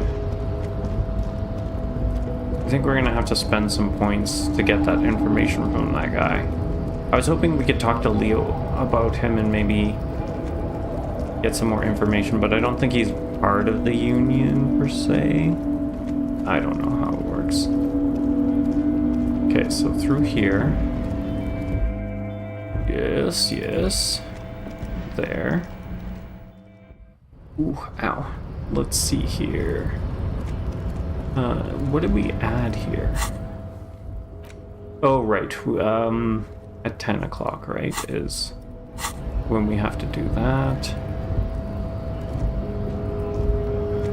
Okay, so let's see what the check is, and then we can go from there. Something?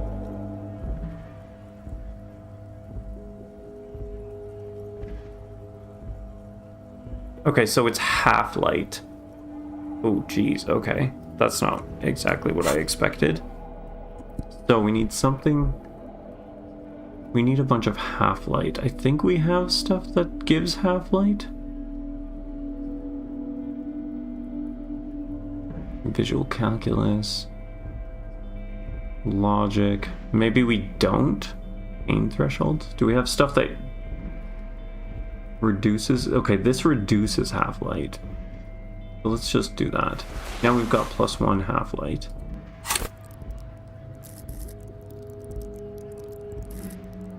And then we need to, where are we? Half-light here. Let's level up 1 and try now. Oh, I don't think this is going to go very well. Men like this finally. only respect two things: strength and fear. Show me her lorry right fucking now, the lady driver lorry. Where is it? Fuck you, I told you. I'm not gonna... There. His voice grows smaller as yours. I'm gonna fuck you for the rest of my life, you understand? I'm gonna put you in a cell with a giant kit. You're gonna be bleeding kip dick. You hear me? I've been to your lorry. I know where it is. Point to it. I'm gonna burn it down. You hear me? What's your name? I'm gonna go on police radio saying this guy told Madre to fuck off. Let's do this. I think that'll probably get it, because we've talked about that, about Madre. Look, fuck you, man. It's some lorry down there. Green banged up thing. I don't fucking know who she is. When did she go away? I don't know. I don't even know her name. She just rolls with the fleet and acts like a big shot. Some dyke, probably. I haven't even seen her for days. Where exactly is her lorry? Past the monument. Down there. The Green Temple. Now, leave me the fuck alone, okay? A small temple by the monument. Green. Let's get into that lorry. I found this mug in the trash. Is it yours? Oh man, that's great. Look at that guy go. Haven't seen anything that funny in a while. Is it yours? God damn. Thanks for that, but no, it's not mine. He doesn't live in Martinez. Right, I'm going to leave. Okay. So, we now know where the lorry is. So let's go to the lorry, I'm guessing.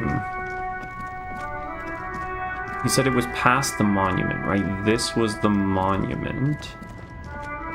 Which should be here. This one here. Perfect. This screen found, A to Z, Contemporain, is parked in the shadow of the ruins looming overhead. It's seen better days. This must be the one he told us about. Unless he was lying. The lieutenant peeks inside. Try to peek into the window. Try the door handle. Try the door handle? The door is locked. The handle looks shiny, like it's recently replaced. There's no picking this lock. The owner has put special care into it. It's a recessed design. Peek in the window? The glass on the side windows is tinted and covered with dust. You can barely make out the shape of the seat and two steering levers. How are we going to get this open? Use the pry bar to smash the window. Open it from the inside. Really? This has been hard enough. No need to make it any harder. Okay, so physical instrument. And we need the pry bar. Do we have anything that increases our physical instrument? I don't think we do. Looking to be a... There's that -2 physical instrument. Pain threshold. Physical instrument. We do have a +1. Do we have anything else that's removing from it? No. If that's a +1, then that's a +1. We've got the pry bar. I wonder why it's not... This screen found, A to Z, Contemporain, is Smash the window with the pry bar. Looming. With a oh my gosh, we actually did it. Smash it. Say fuck the police and then smash it. Say welcome to Revachol window and smash it. I'm sorry. Smash it apologetically. Let's smash it apologetically. The window shatters and droplets of glass fly everywhere, shattering over the lorry floor and pavement. Subtle. Says the lieutenant and sticks his hand in the window like a common car thief and then opens it. The smell of cigarettes and perfume welcomes you. The cabin inside is plastered with old movie posters. Actresses smile from the walls. There's a radio transmitter in the front and a toolbox tucked under the driver's seat. Some tools lie scattered near the pedals. Pull out the tool. Check the pedals. You wedge yourself under the steering wheel to get a better look. Seems like the few tools lying around here, a hammer, a pair of pliers, a rusty wrench, have been casually thrown there by the disorganized driver. But one odd detail does catch your eye. A piece of sandpaper has been glued to the throttle. Sandpaper adds extra grip. Look around the The cabin movie again. stars are still smiling from the walls. There's a radio transmitter in the front and a pull-out toolbox tucked under the driver's seat. Some tools lie scattered near the pedals. Okay, let's pull out the toolbox. I want to see if we can get a better pry bar for that ice machine. A metallic drawer slides out from the seat. It's empty, except for a folded newspaper. Unfold the It's an newspaper. issue of Petit Férique from last Wednesday. A piece of paper falls out from its pages. Pick up the note. It looks like an article ripped out from a radio enthusiast magazine. Complex mathematical equations explain the basics of something called the ULAN frequency system. I think we've heard of that before. In the commercial district? The ULAN frequency system? I've never heard of that before. I know of FM, AM, UKV, but... His thought trails off. The pull-out toolbox slides back into its nest. The rest is as it was. Radio, posters, a trace of motor oil smell under all the cigarettes. Okay, let's check the radio. Looks like the frequency dial is absent. It requires a key to work, but the key has been removed. Likely by the missing lady driver. So that no one can mess with the radio, find out who she's talking with? Strange. There are so many radio stations saved here. Must be over 100 at least. Why would anyone need so many radio stations? Is there anything we can do with the radio? Doesn't look like it. It's completely inoperable without a dial key.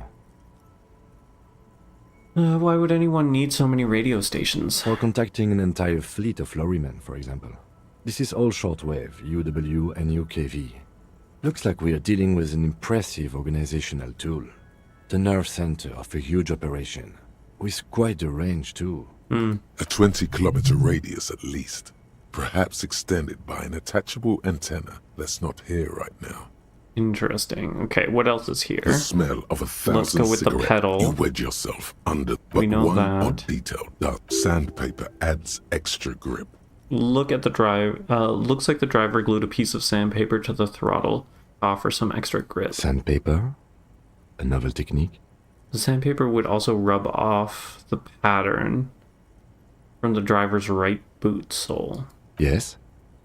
Oh. Would it be that odd? Is she part of the gang? He likes where this is going. Do the honors, he thinks. Connect it yourself. One of the footprints at the crime scene had an aberration. One sole was smoother than the other. Which means that the missing lady driver was present at the lynching. The lieutenant's eyes light up. Behind his prescription lenses. Wait, the missing 8th Hardy here? And she's also the one running the drug trade. What a handful. First the drug smuggling, now this. How deep does this rabbit hole go? And she's also the one running the drug trade. First drug smuggling, now this. How deep does this rabbit hole go? Now we know for certain who's the missing 8th person at the lynching. Do you think that Hardy and his boys could also be involved in the drug operation? Those jerks definitely. I think the entire union is involved. Maybe even all of Martinez look around suspiciously. Not necessarily. The lady driver could have kept the drug trade secret. That would fit what Joyce told us, but I don't want to make any assumptions. Understood. We should still go and see what Titus has got to say on the matter. Are we finished with the lorry? Okay, so...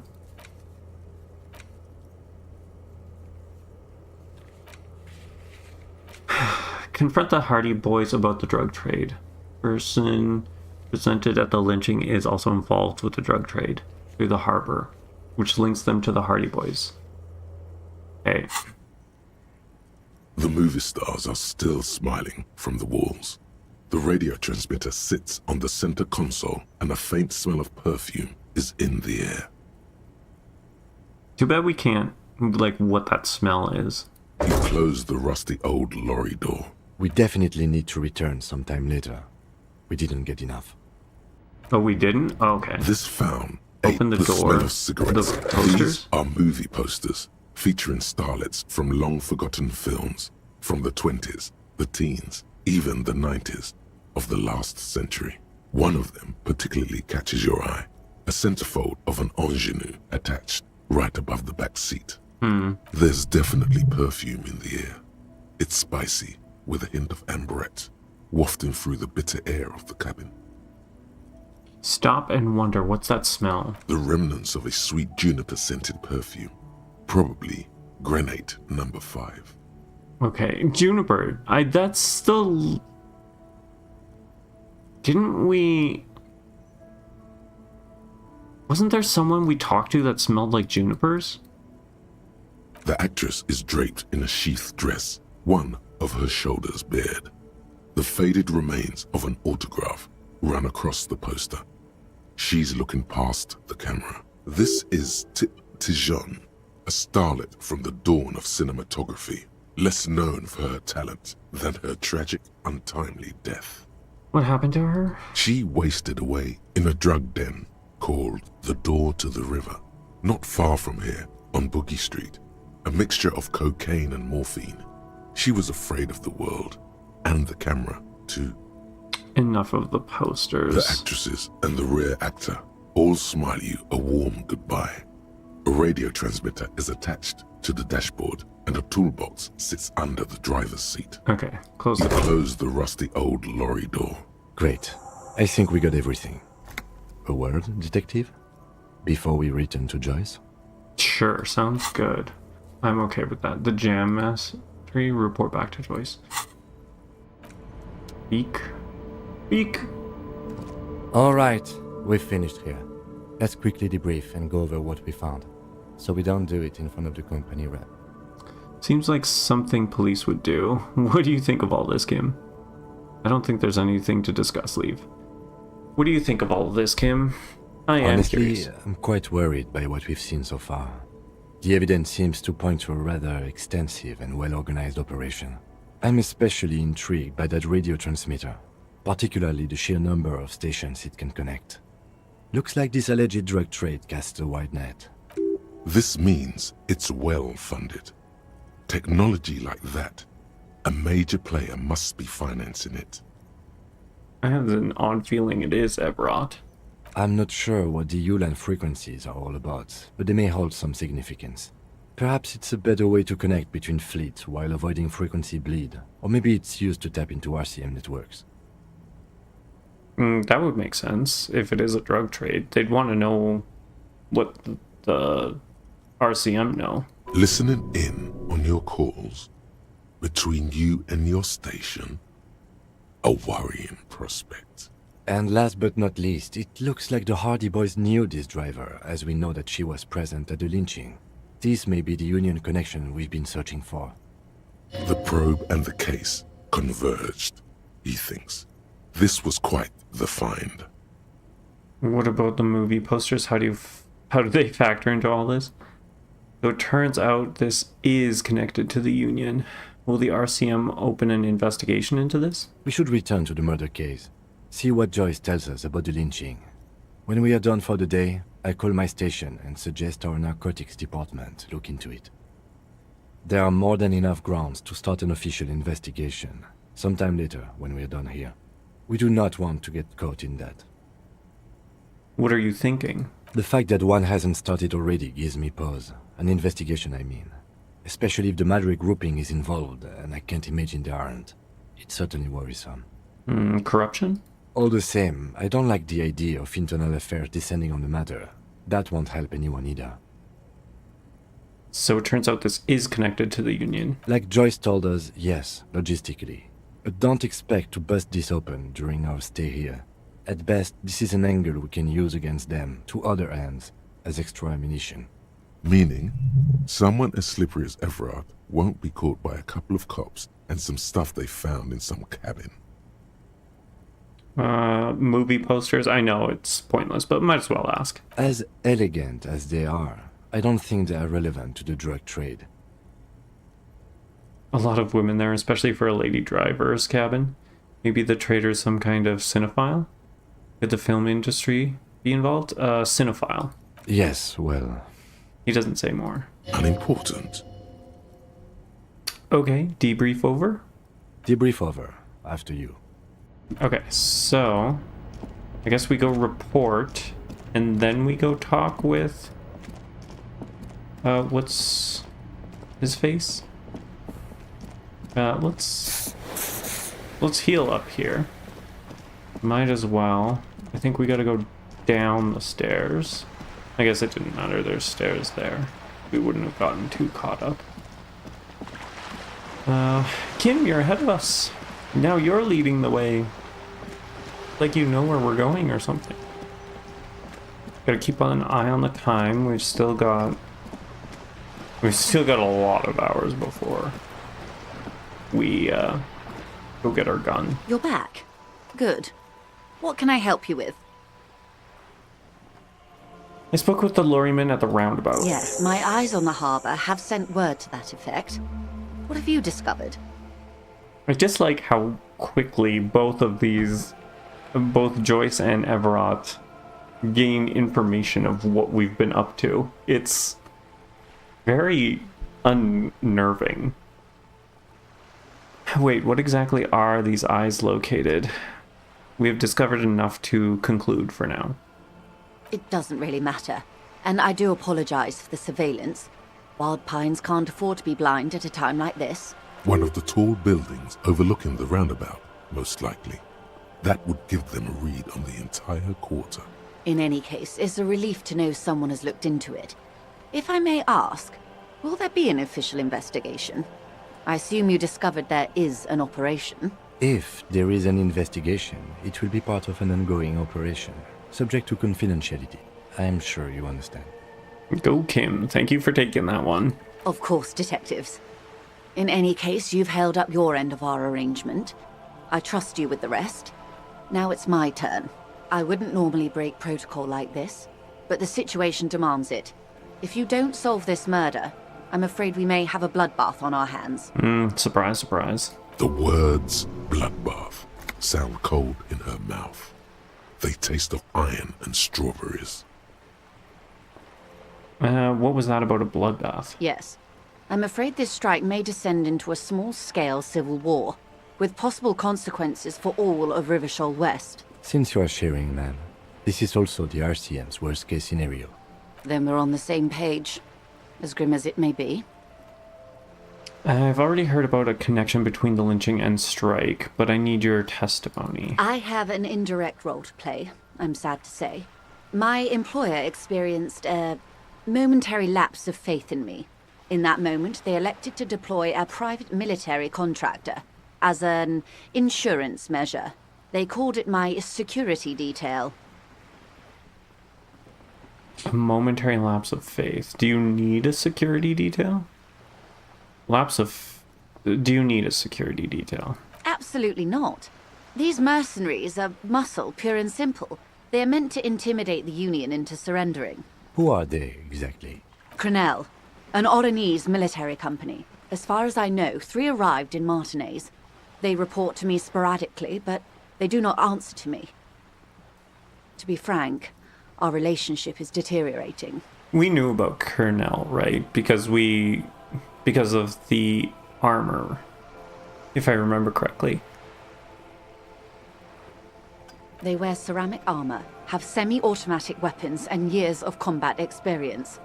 They also have trauma and stressor disorder, and no idea how to conduct themselves in an urban civilian environment. Yeah, I think we learned that. So, what happened?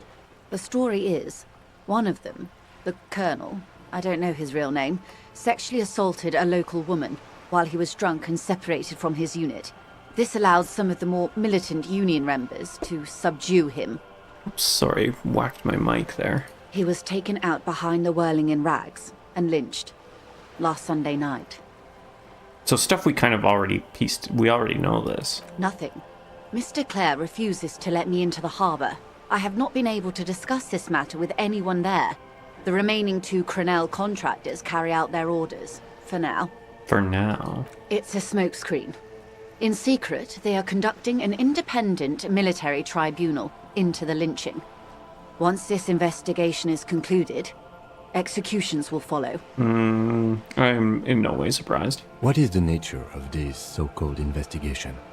Whether to execute one, some, or all of the Union militants. Huh, interesting. It will be all of them.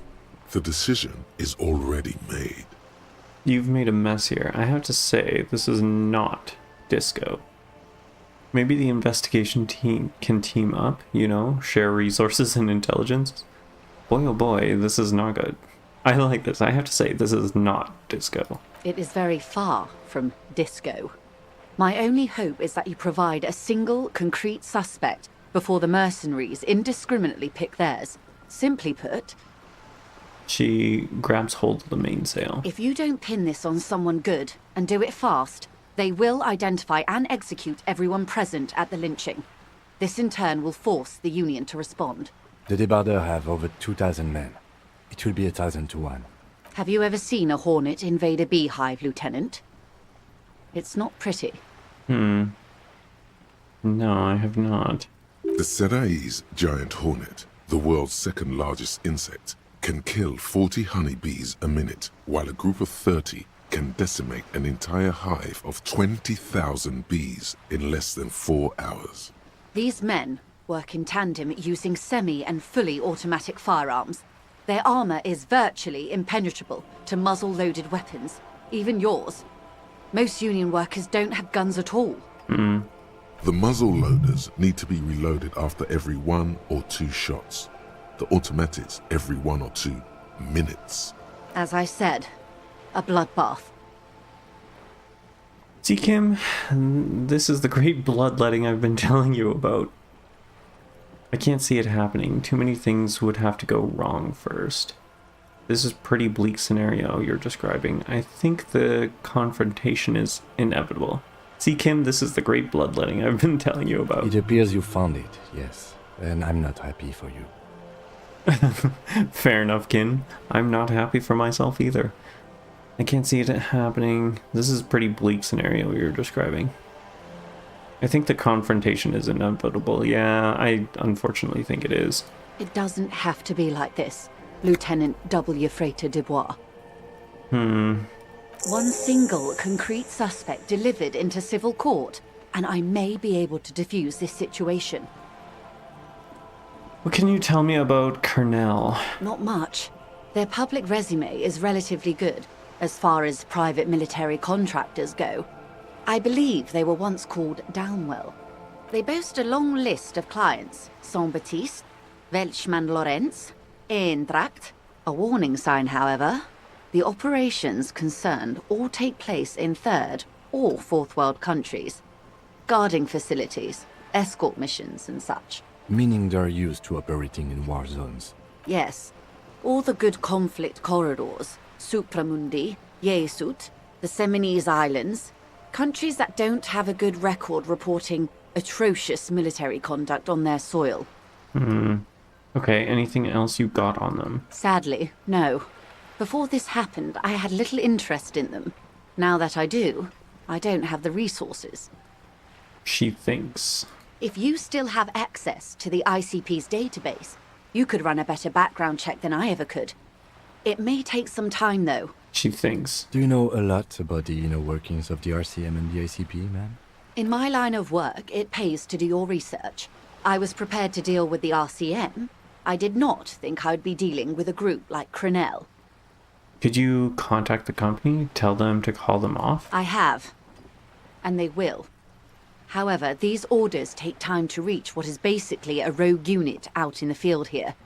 Until they do, it's all on us. She's being truthful. She is pressing them as hard as she can. You said the deceased assaulted a woman. This Colonel, the one who was hanged, did you know him? If you mean did I see him alive, yes. But I did not know him. His name was... Lely.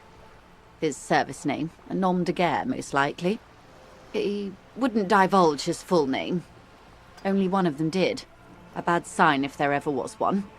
Tell me about the others first. One is a man. Corty, they call him. A nickname as well. The other a woman. Phyllis DePaul. Corty is the gunner, I believe. DePaul is a radio operator. What would you say was his eye color, the deceased's? She closes her eyes, trying to picture the man's face, then shakes her head. I can't remember. There's a pang of regret to her voice. The lieutenant was testing her, asking a small detail first to see if she knew him better than she let on. She passed. That's all right, man. Anything else? Nationality? What would you say was his age? He was 40. Or 50. It's hard to say which. He had a combat injury on his lower jaw. It made it difficult to estimate his age, or gauge his facial expressions. Indeed. This matches the dental reconstruction we saw on the body. What else? Nationality? Accent? He was, Occidental, I think. Light brown hair, a mixed accent, Oranese, or Messinian, maybe. His injury gave him an accent all his own. In a way, it was humanizing. He had to learn to speak through it. Through the injury. That's all I know, I guess. I only met him once. Where are the remaining 2 mercs now? They've gone to ground, as it were. I don't recommend seeking them out. For one, they're almost certainly armed to the teeth. Yeah, I would assume so. They don't have the same respect for the Revachol citizens' militia as I do. To put it bluntly, they think you're vigilantes. Ghetto savages. It will not be a fruitful meeting. We still need to know where they are. We'll confront them directly. Okay, we'll steer clear for the moment. That's wise. Our goal is to avert catastrophe. Besides, you're likely to encounter them sooner or later. You said the deceased assaulted a woman. Or he didn't. This is information passed on to me from some teenagers loitering around the canal. I cannot testify by it. Who did the passing on then? What did these teenagers by the canal say? That the man was killed because he assaulted a local woman. I've asked around a bit. This seems to be the accepted story around Martinez. So it may not be true? The lieutenant consults his notebook, his eyebrows knitted in concentration. Odd. We haven't heard any reports about an assault in connection with the lynching. Where did it take place? And when? Last Sunday night, at the Whirling in Rags, the hostel by the gates. Supposedly, the colonel was drunk, maybe on narcotics too. Either way, he's alleged to have sexually assaulted a woman. Sometime later, a group of dock workers got their hands on him. And who was this woman? That's a good question, officer. I don't have the slightest idea. As I said, it's a rumor. About a rumor. In any case, it's what the colonel's remaining colleagues believe. How much time do we have? Until the executions start? Truthfully, I don't know. It depends on their progress identifying the members of the lynch mob, and their impatience. They don't report their progress to you? Not on this matter. I'm afraid they consider this a personal initiative. There's a brief silence. Seagulls squawk over the bay. It's a matter of days, not weeks. That's enough for now. I am sorry to have been the bearer of bad news. If there is anything else I can help you with, please ask. Now can you tell me about these tattoos? Of course. Excuse my hesitation before. She reaches over the guard wire and takes the photo, holds it in her hand. For about half a minute, in silence. It was taken with a trigette not long ago. This is the man's upper body. There were no more markings on his hands or legs. Stay quiet, observe the woman's expression. Her mouth is relaxed, The accordion lines near her mouth vanish. The pearls of her eyes move slowly on the photo's surface. What do you think? Sorry. I was trying to see if I can read the web of interdependencies between these points. The stars. She points to one on the photo paper. I can't. But that's how you read this story. The points themselves don't have letters, numbers, anything. Their size, location on the body, and distance from each other tells you what they represent. Like vias on a microcircuit? Close. Port cities. This is an Oronese map of the waterways, a sailor's tattoo worn by wayfarers of the Dolorian century. Over 300 years ago, the sailors would mark their bodies to map their travels. Oh my gosh, we were right. It was a map. What is the use of this map? What travels did the dead man make? Who could tell me more? That's all for the tattoos, thank you. What is the use of this map? The sailor's soul would use it to fly back home if they should die abroad. This is a sort of contraption to be reeled back in by. The silver cord, they would call it. What travels did the dead man make? Quite a few. Vredefort, the Oronese capital, traditionally stands on the right shoulder. He started somewhere near here, I think. What next? Then he made his way to the Pretto Grande, through what I think must be the Stutz Canal, an artificial channel through the Occident. From the Pretto, he sailed to the Insulindic Ocean, first the Semnes Islands, then this. Why does she know all of this? She points to his heart. What is that? Revachol. Those are the two constants. Vredefort on the shoulder, and Revachol in the heart. They started the tradition of these maps right after the discovery of Insulinde, at the dawn of the Interinsulary Age. The old world passing by, and the new world already here. You said you can't read it. I can't.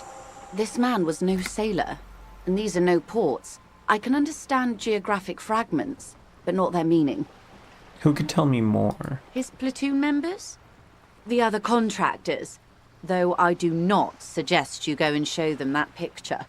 This man was their friend and comrade. You wouldn't even know where to start. That's all for the tattoos. Thank you for your help. Is there anything else I can help you with? I think that's all for now. I don't think there's much else. Now we need to go speak with the gang. Oh, we gotta level up. I think that's what that's about. The victim's tattoos. Ask another about the tattoo's possible meaning. Who else could we talk to? I really don't know who else would know. Maybe one of the... We can't speak to any... Maybe one of the fishers?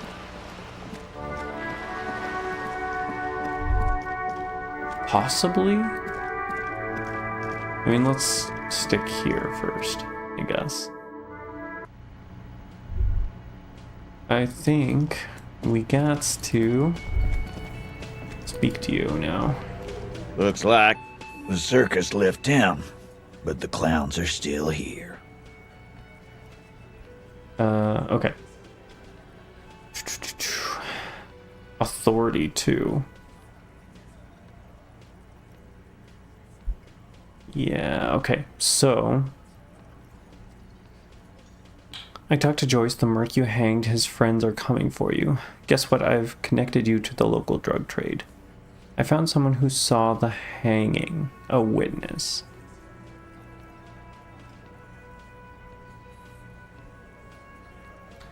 I guess let's go with the witness? Or do we connected you to the local drug trade? Like hell you have.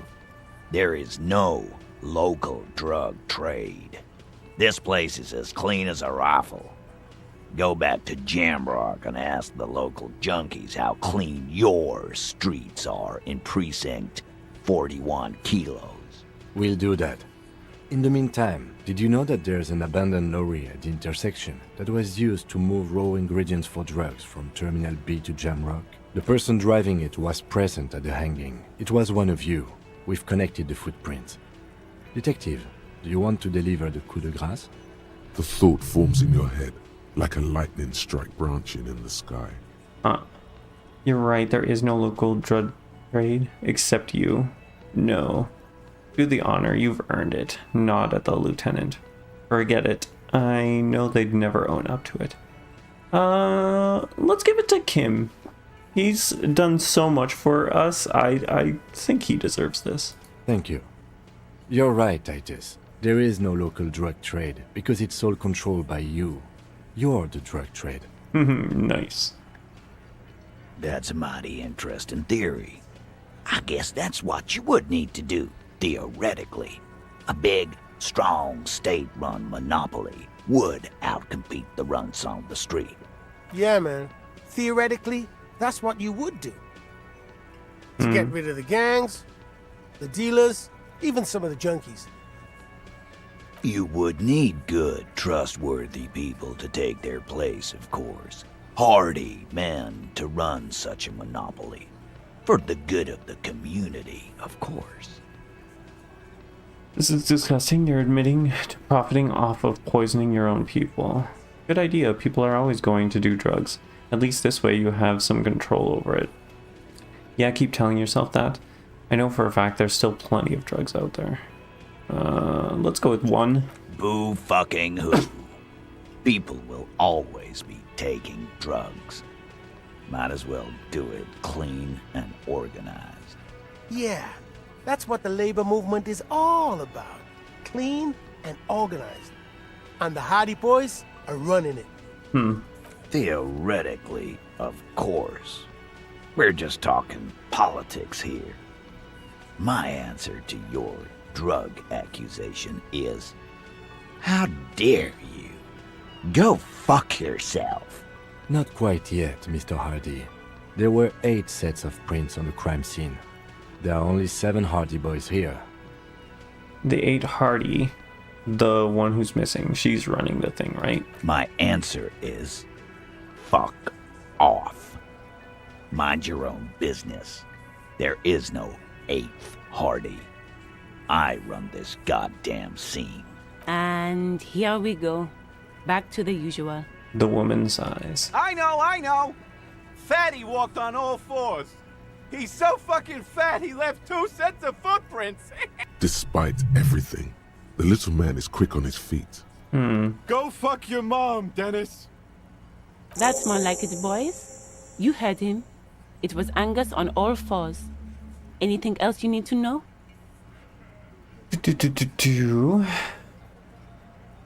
I found someone who saw the hanging, a witness. A witness? You ain't got shit. The locals would never come to you with this. That's just cop tactics, Titus. Next, he's gonna tell you one of us already rolled on the others, and is in witness protection. My witness isn't a local. Let's just drop this. My witness isn't a local. Well, let's hear it then. Who is your mystery fella? He's not alarmed by the sudden appearance of a witness, but he is surprised. This goes without saying, but nonetheless, don't give out his name. Let's just say he's a high-ranking government.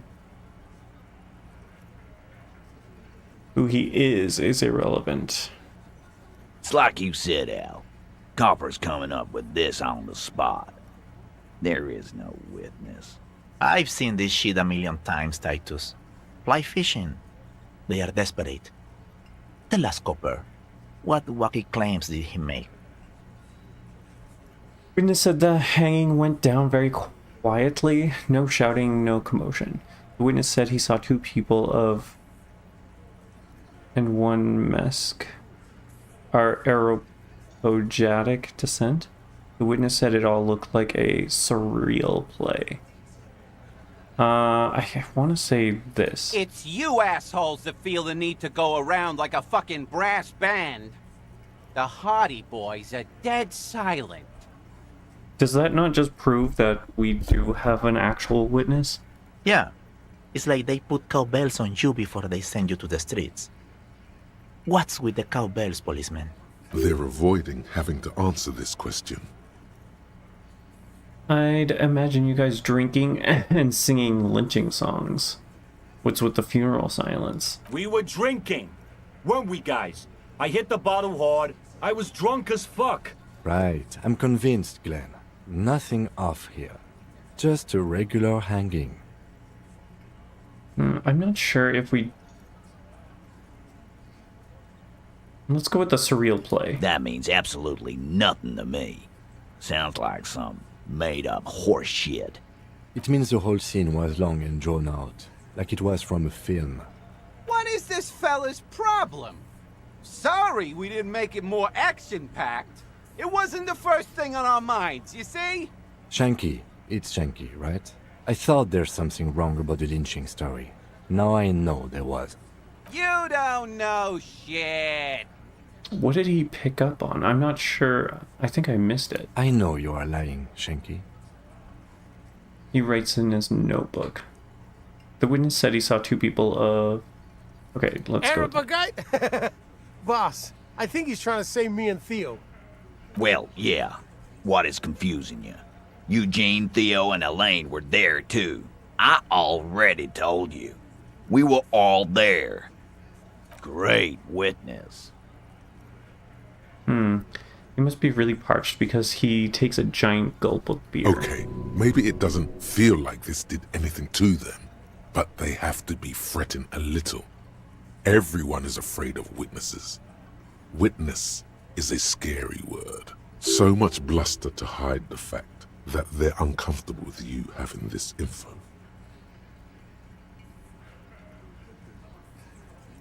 I talked to Joyce. The merc you hanged, his friends are coming for you. Yeah. By friends, you mean his squad mates from Crenell. Wouldn't want to beat up his grandma. They're snickering in the room. Some of the men put their beers down. Nervous, snickering. There's a rush of adrenaline present. Yeah, they're forming some kind of tribunal and they're coming for you. This is what happens if you take the law into your own hands. Other people start doing it too. Let them come. The Hardy Boys are right fucking here. You heard the man. Right here. We're armed. We got the whole district behind us. And Glenn. Glenn is fucking crazy. Yeah. A well-oiled murder machine. He punches Blondie on the shoulder. Do you know that a single Ceres giant hornet can kill 40 bees a minute? This Crenell is bad news, you know that, right? The mercenaries are armed with automatic weapons. Joyce says they've gone rogue, nobody is controlling them. Automatic weapons. We got weapons of our own. We got Ister 50s, Zeelagers. Glenn's got a knock cannon at home. Will they pierce ceramic armor? I guess we're gonna see, aren't we? That was an unsure phrasing. See what, that they don't? Yeah, like you've been up against ceramic armor. He takes a sip of beer to bide his time. Then he tries to get the last word in. You haven't even seen the whole suit, right? I've seen the whole fucking thing, and it didn't make him immortal. Do you know the hornet thing? The fuck is that supposed to mean? You're the bees, they're the hornets? We're not bees. We're men. We're socialists. Easy, E. He's trying to phase you. What are you trying to do? Scare my men? They've gone rogue. Big fucking surprise. They hire psycho scum, arm them to the teeth, and let them loose into city. What do you think is gonna happen? Okay, conclude with a shrug. What do you mean, okay? I mean, okay. They're going to wipe you the fuck out, Titus.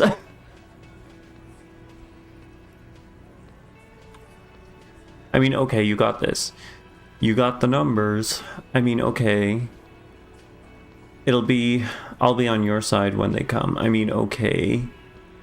You got one more gun on your side once I find mine. I lost it. I guess I'll be gunning you down right alongside them. They're going to wipe the fuck out. They're going to wipe you the fuck out, Titus. No, they won't. Get out of here with your negative energy. All he means is that the situation is serious.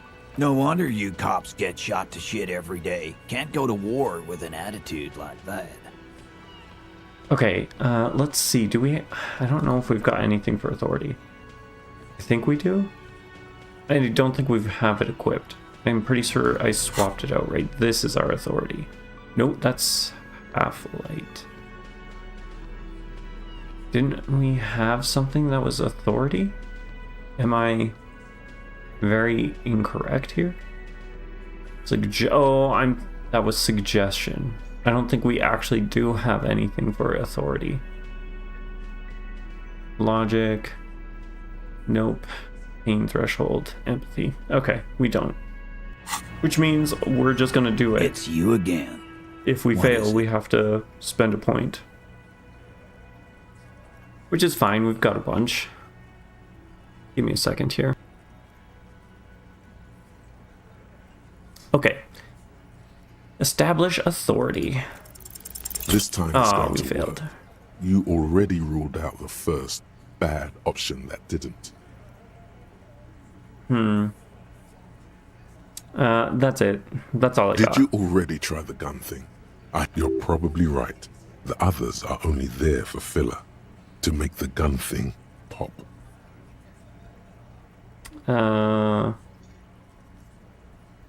Stop shitting your pants. The law. Yeah. Aren't you listening? It's done. Finito. What? Now you're in some kind of personal crisis right in front of us? Take this esoteric shit out of my bar. Okay. I assure you, there is no crisis. There is little left to salvage. Did I not tell you to pick the right option? Yeah, well, I mean, none of the options were the right option. We're gonna have to authority again. Okay. Oh, I bet I could have just done it while I was in the,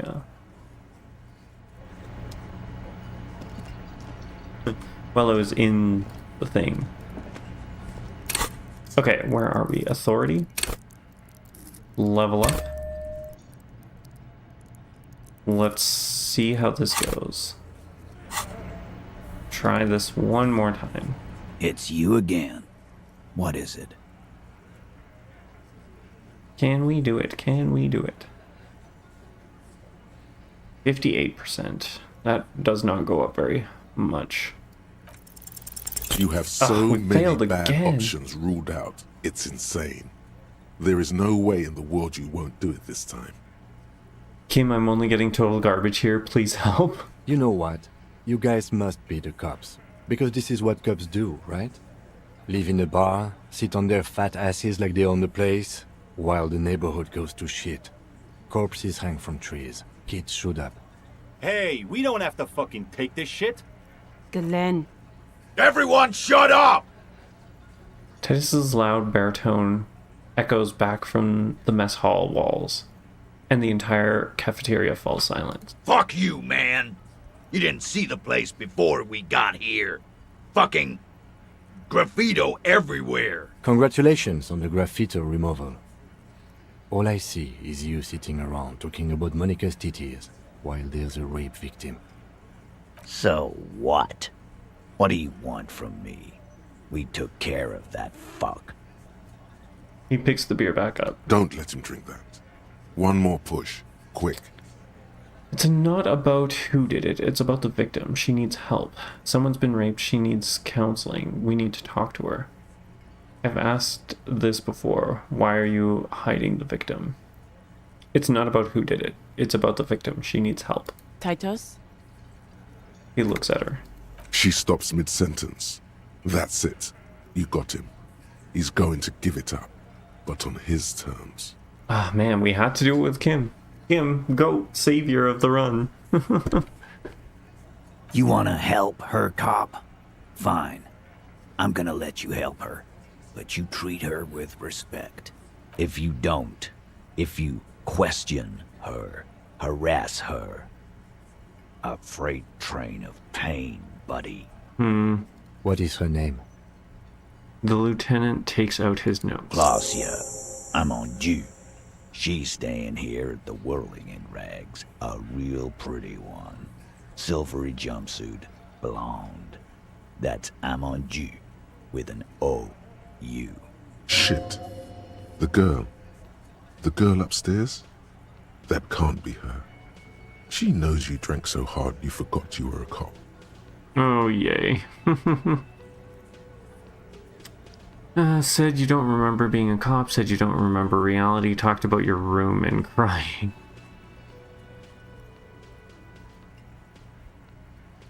Classage? Composure. I mean, we could try. You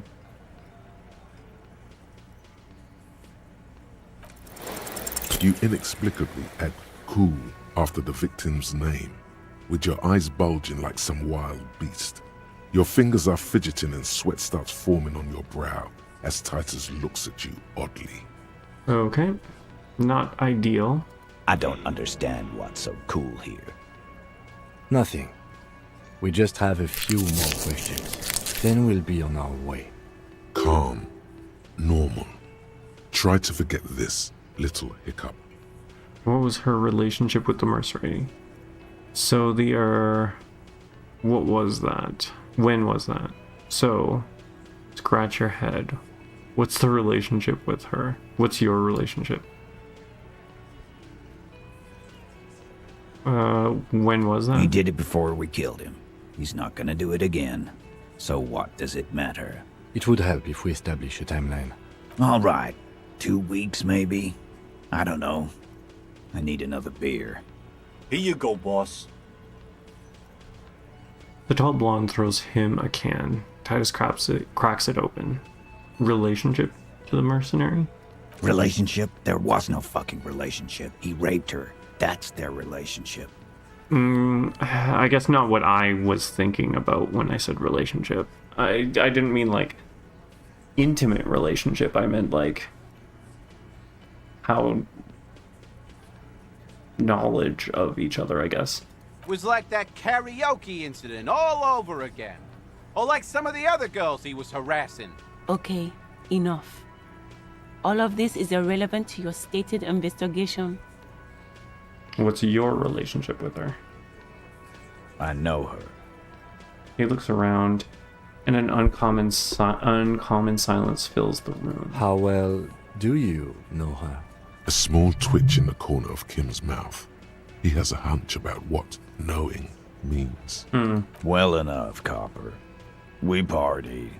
She's been here for a few months. He crosses his arms. He tries to make it sound real casual, but the muscles on his neck tighten. So she's not from around here. I see. Okay, that's cool. That's cool. Another question. So she's not from around here. You mean Revachol? Nah. She's an immigrant. Or a drifter of some sort. Been staying here over the winter. Don't you give her any more trouble. She's just had some bad luck, that's all. Shut up, Angie. She doesn't need your help. Titus gives them both a look. They fall silent. What's with all the silences? It's like these guys don't know how to feel about this. You should keep picking at it.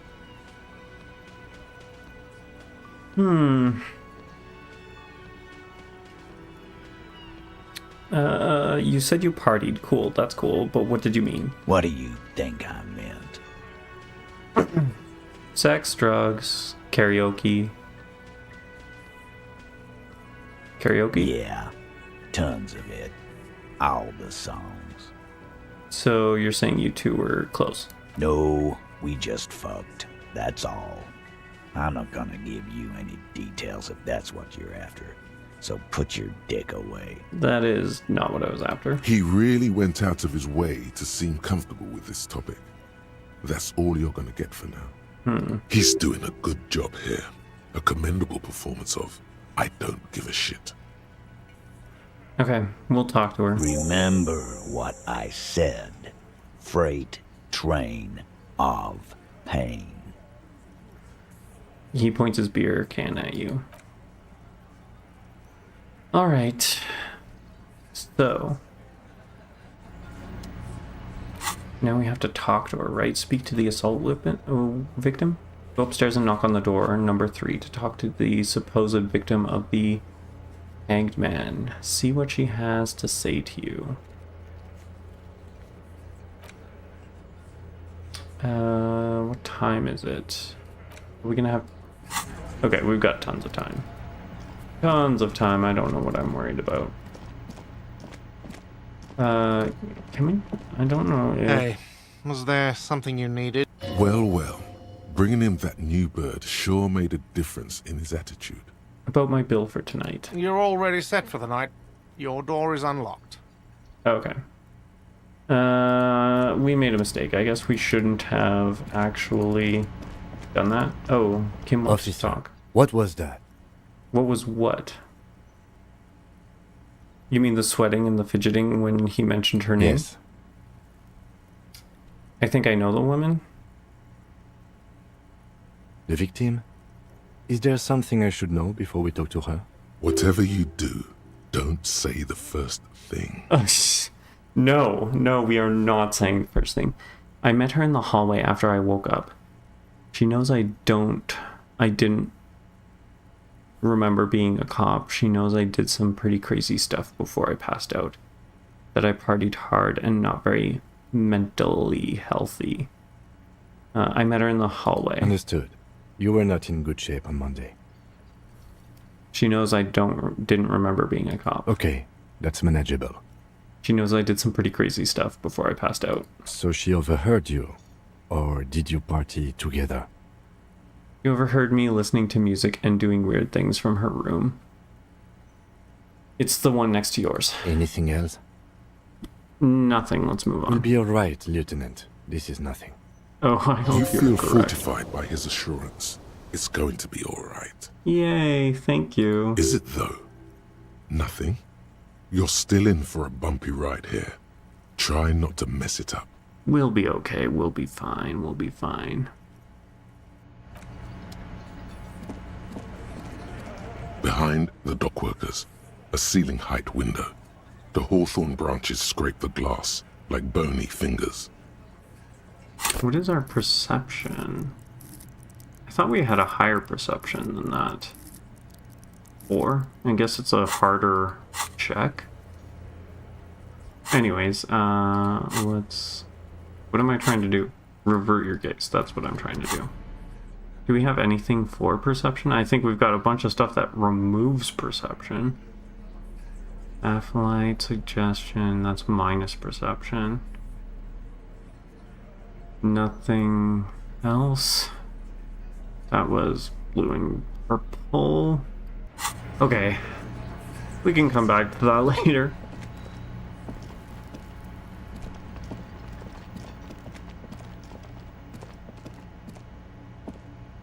Up the stairs, come on. You can do it. You got this, dude. Knock on that door. The door is closed. Actually, leave. We are... What do we want? I think we want empathy, right? That gives perception. That's fine.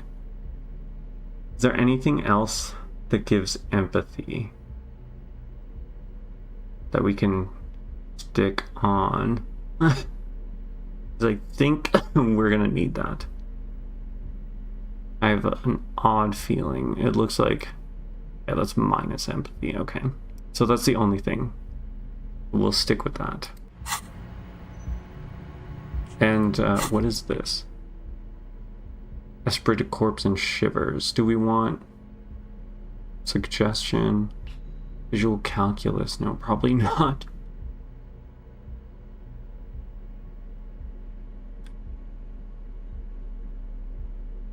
Yeah, I think that's fine. I don't think we want suggestion. The door is closed. Knock. Who is it?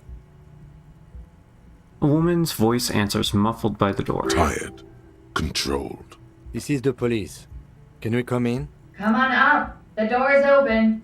She shouts. I'm drying my hair. Alright. Let's see. House of Dirty Clothes, a woman's. Hotel bill calculations. Looks like she's had an extended stay. Let's...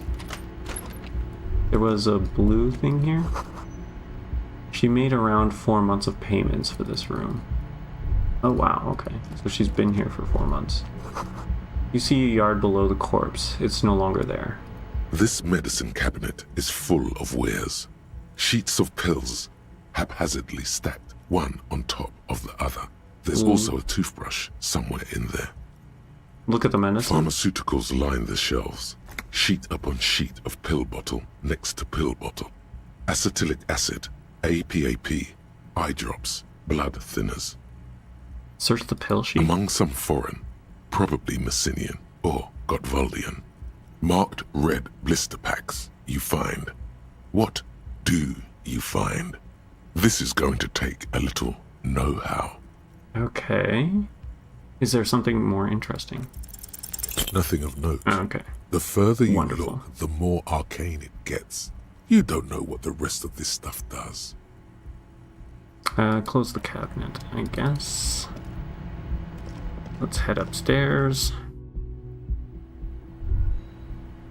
What is this? The bed has been hastily made.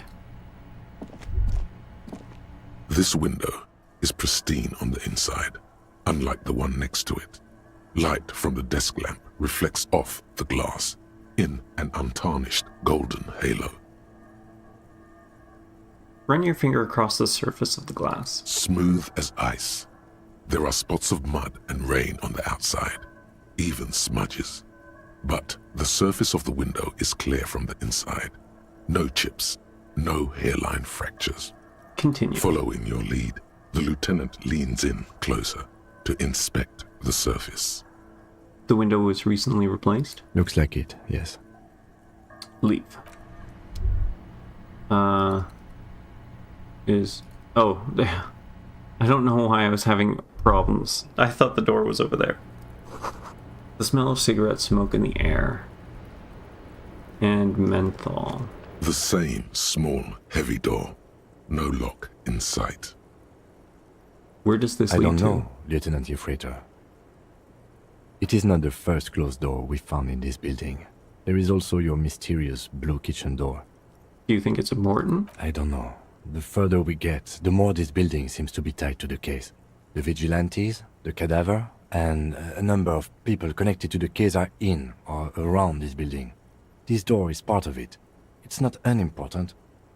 See, the main investigation and the doors below are merging into a stereo investigation. I could say something, but I'm not going to because I don't gloat. He doesn't say anything. You should have gloated. Push? It's barred from the inside. You hear the bar rattle in the brackets. Leave. What is this? Look, a handful of dried white wildflowers. Just as you look at the flowers, a gust of wind raises them from the roof, picking them up in the air. Move your hand fast. You catch a single white flower between your fingers. The rest fly off into the wind. It's a maybell. The young woman looks at the maybell in your hand. Just a glance, then takes a drag of her cigarette. Interesting. The lieutenant gives you an acknowledging little nod. Snap your finger pistol at him. Snap your finger pistol at the young woman. Don't snap finger pistols at all. Snap your finger pistol at him. Your 9mm semi-automatic finger pistols produce a satisfying snap. Strange for such a low-caliber finger gun to sound so chunky. The flower in your other hand is impressed. So is Kim. Nice. That's not entirely true. The lieutenant is looking at the door to the east and mostly misses them. Oh, that's not cool. Oh well. Cold coffee in an ashtray that looks like a hedgehog. She's been doing a lot of Welcome smoking. to the roof. The young woman has a cigarette in one hand and a cup of coffee in the other. Below her silvery jumpsuit, an athletic young body, built long and lean. I'm sorry for the mess down there. The cleaning lady hasn't come by in days. I'm beginning to wonder if she ever will. Nice view you've got here. Is there a cleaning lady? I think I need one. No time for pleasantries. We have questions for you. Nice view you've got here. It's much nicer now. Her eyes wander north toward the yard. Where the dead body used to hang, clearly visible from the roof, but no longer. Thank you for that, officers. Truly. There is something in her light brown eyes, a sadness, when she thinks about the death of that man. You mentioned a cleaning lady. I think I need one. Oh, yes. Legends of room number 1 have made their way around the building. They say a portal to hell has opened in there. It has. Disco Infernum. Hell, you know not what of you speak. There are vortexes of dark energies present, but no hell. To another place, a third place, much different from our world. No, I just trashed the place. Disco Infernum. They also say that's why the cleaning lady quit. Because of the Infernum. I'm Kim Kitsuragi. I'm a detective from Precinct 57. I believe you have already met my colleague from Precinct 41. Have I ever? This is the biggest fan of ostentatious orchestrations I have seen in my life. And I have seen a few. Oh yeah. Life gets hard, but we go on. The chorus of the 35 single, megaphoning the entire human race, instills you with the fuck it all swagger that prompts one to plow into grannies on your morning stroll. It's gotten pretty hard in the meantime, but I go on. How long do you think until the hard wears us down? Things are only getting easier for me. I'm a policeman. To-do-ra-do. No comment. Let's go with 1. I can see that. I'm glad all this onward going has brought you to me. Miss, we are investigating the murder of the man down there. The people who put him there have asked us to talk to you. Huh. I see. She takes a pensive drag of her menthol cigarette. What could she be thinking of? It's hard to say. Her shoulders are relaxed, her eyes on the cigarette. What is your name, miss, for the record? Nice room you've got here. They tell us you were raped. What is the wildflower?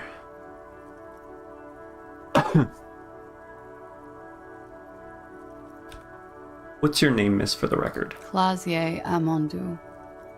And where are you from? How old are you? How do you do, miss? What is your specialization? Can we take a look at your passport, please? Thank you for that. Where are you from? Vredefort, Republic of Oranje. Wasn't the tattoo on the hanged man an Oranese map of the waterways? The thought begins to form in your head, then dissipates. Something for later. What is Oranje? How old are you? What do you do, miss? What is your specialization? We take a look at your passport. What do you do, miss? What's your specialization? Something stupid. What's that? Oranese lit. Oranese lit? Oranese literature. It's what I studied at the university. She raises both eyebrows. Back to me. He breathes. Thank you. That's it for the record. The record. So official. They tell us you were raped. It's a bit early in the morning for raped, isn't it? She sounds positively buoyant, vivacious, totally unbothered. Actually, it's already afternoon. And what does that mean? Were you? Yeah. I'm gonna go with not raped. I can't say that stuff about him.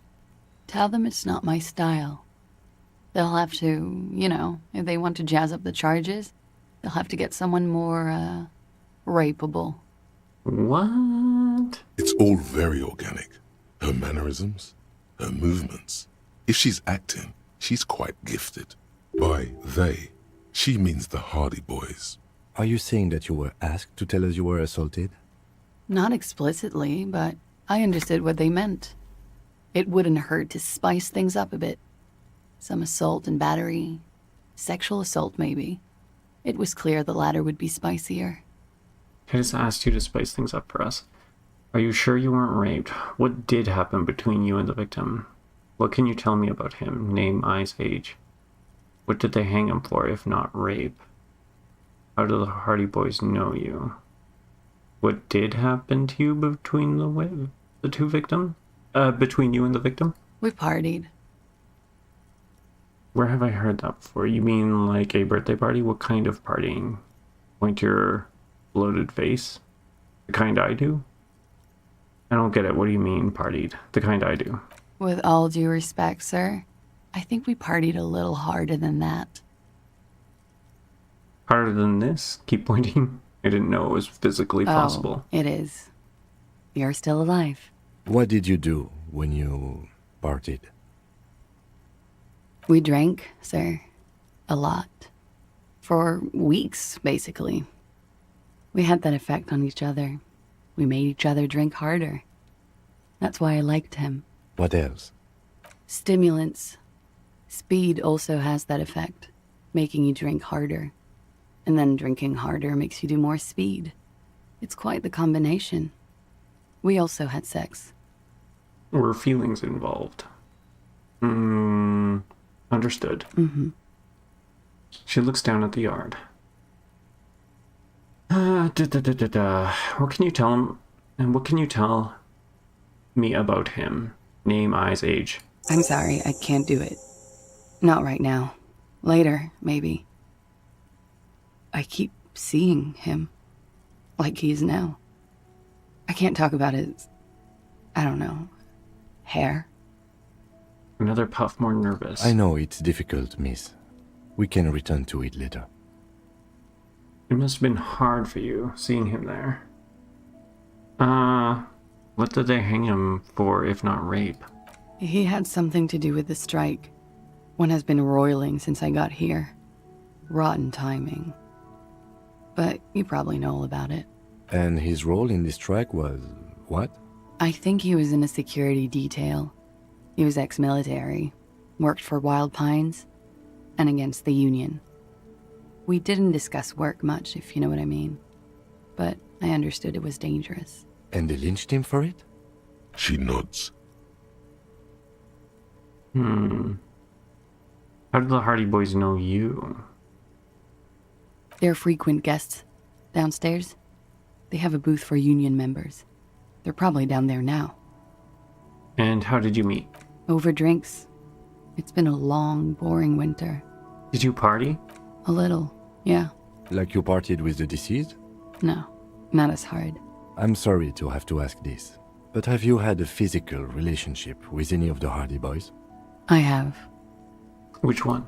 Which ones, sir? I don't remember precisely. Titus, obviously. But as I said, it's been a long winter. I just asked you to spice things up for us. Pretty much. She cradles the coffee cup. Warming them.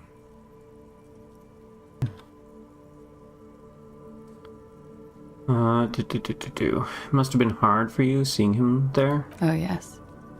I've had a great view. From the roof, out of the bathroom window, in my dreams. A bitter cringe.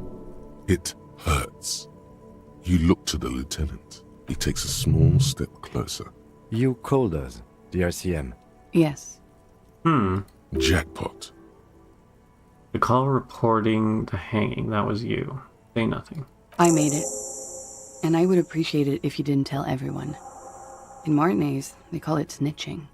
Reporting crimes is confidential in Revachol, miss. Before we go on, if it's snitching, then why do it? Because I couldn't handle it anymore. None of these people called. He just kept hanging there. Then they started stripping him. The caller's voice was disguised. I didn't exactly disguise it. I just muffled the mic and nicked the landline a little. Nicked it? How? With nail clippers. And I diverted some radio fuzz into it. Into the cold wire. So, she's very smart. Scott's mystery foam cutter. And in the process, you broke the landline downstairs. Did I? Fuck. I didn't mean to. I had no idea what I was doing. Jigsaw falling into place. This is satisfying. Good catch. I appreciate the symmetry. Still, that's pretty clever tampering. Simple and clever. Crossing the lines like that. Seems like you had some idea. That was nifty. Thanks. She manages a smile. She looks a bit like a little girl who's just been complimented on her bike repair skills. Why go through all the trouble? I don't know, sir. It was stupid. I was drunk, too. I was probably afraid the union was listening in. Locals say they have ears in the wires. We're not entirely convinced about that answer, but okay. Let it slide. Pushing won't help here. Thank you for making the call, miss. It was the right thing to do. I didn't want to, sir. But if I hadn't, he'd still be hanging there. You sure you weren't raped? I'm 89% sure. Does that mean you're 11% not sure? You know how it is. Do you? Actually, I don't. Maybe you don't. She flicks a bit of ash away. The ash lands on her jumpsuit. She brushes it off. In conclusion, officer, I'm gonna go with a mild to medium not raped here. Okay, then. No one deserves to be raped. Sexual assault is a serious matter. I need a serious statement from you. Sounds like something happened, and you don't want to acknowledge it. Lieutenant, I don't know what to say about this. No one deserves to be raped? Or something happened and you don't want to acknowledge it?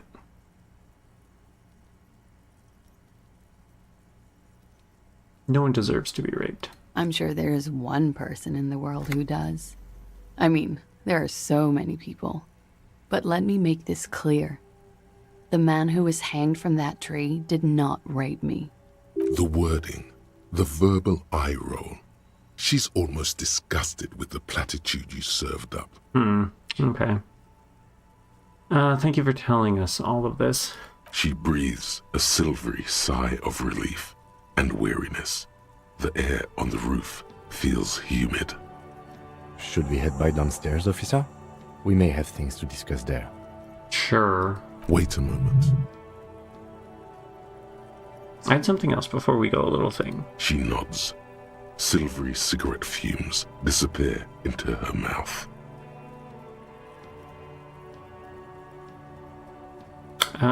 The wildflower? She looks at the dried petals in your palm, then lightly touches one with her fingernail.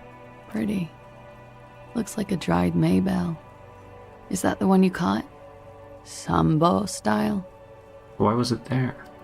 Why was there a flower on the roof? I don't know, officer. Because of the wind?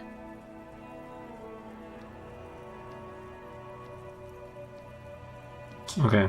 Let's return to this later, miss. Why not? I'll be here until 11 p.m., drinking coffee, most likely. Okay. Let's not do this in front of her. We can go down here, I guess. Oh, sorry, not there. This window is not the window. We want the stairs. We want the stairs. Actually, I just realized what time it is. I think we are going to end the stream here. I think this is a good stopping point. So let's save. Save game. I don't think I really need a new save. So, sure, why not? We'll save in a new save. Save. Okay, well, I hope you guys had a good time.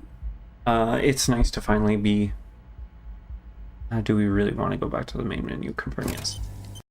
Nice to be back into this game, and hopefully we're not going to have any interruptions for a while. But yes. The schedule has been changed, I guess, just as an update. I know I've posted it on socials, but in case you missed it, we are now doing Monday, Thursdays, 2 p.m. Mountain Standard Time for Dragon Quest 9, we've moved on from 11 now on to Dragon Quest 9. And Fridays from now on are going to be Disco Elysium at 6 Mountain Standard Time. With that said, I hope you all have yourself a good night. Take care, and we'll see you either Monday for Dragon Quest or next Friday for Disco.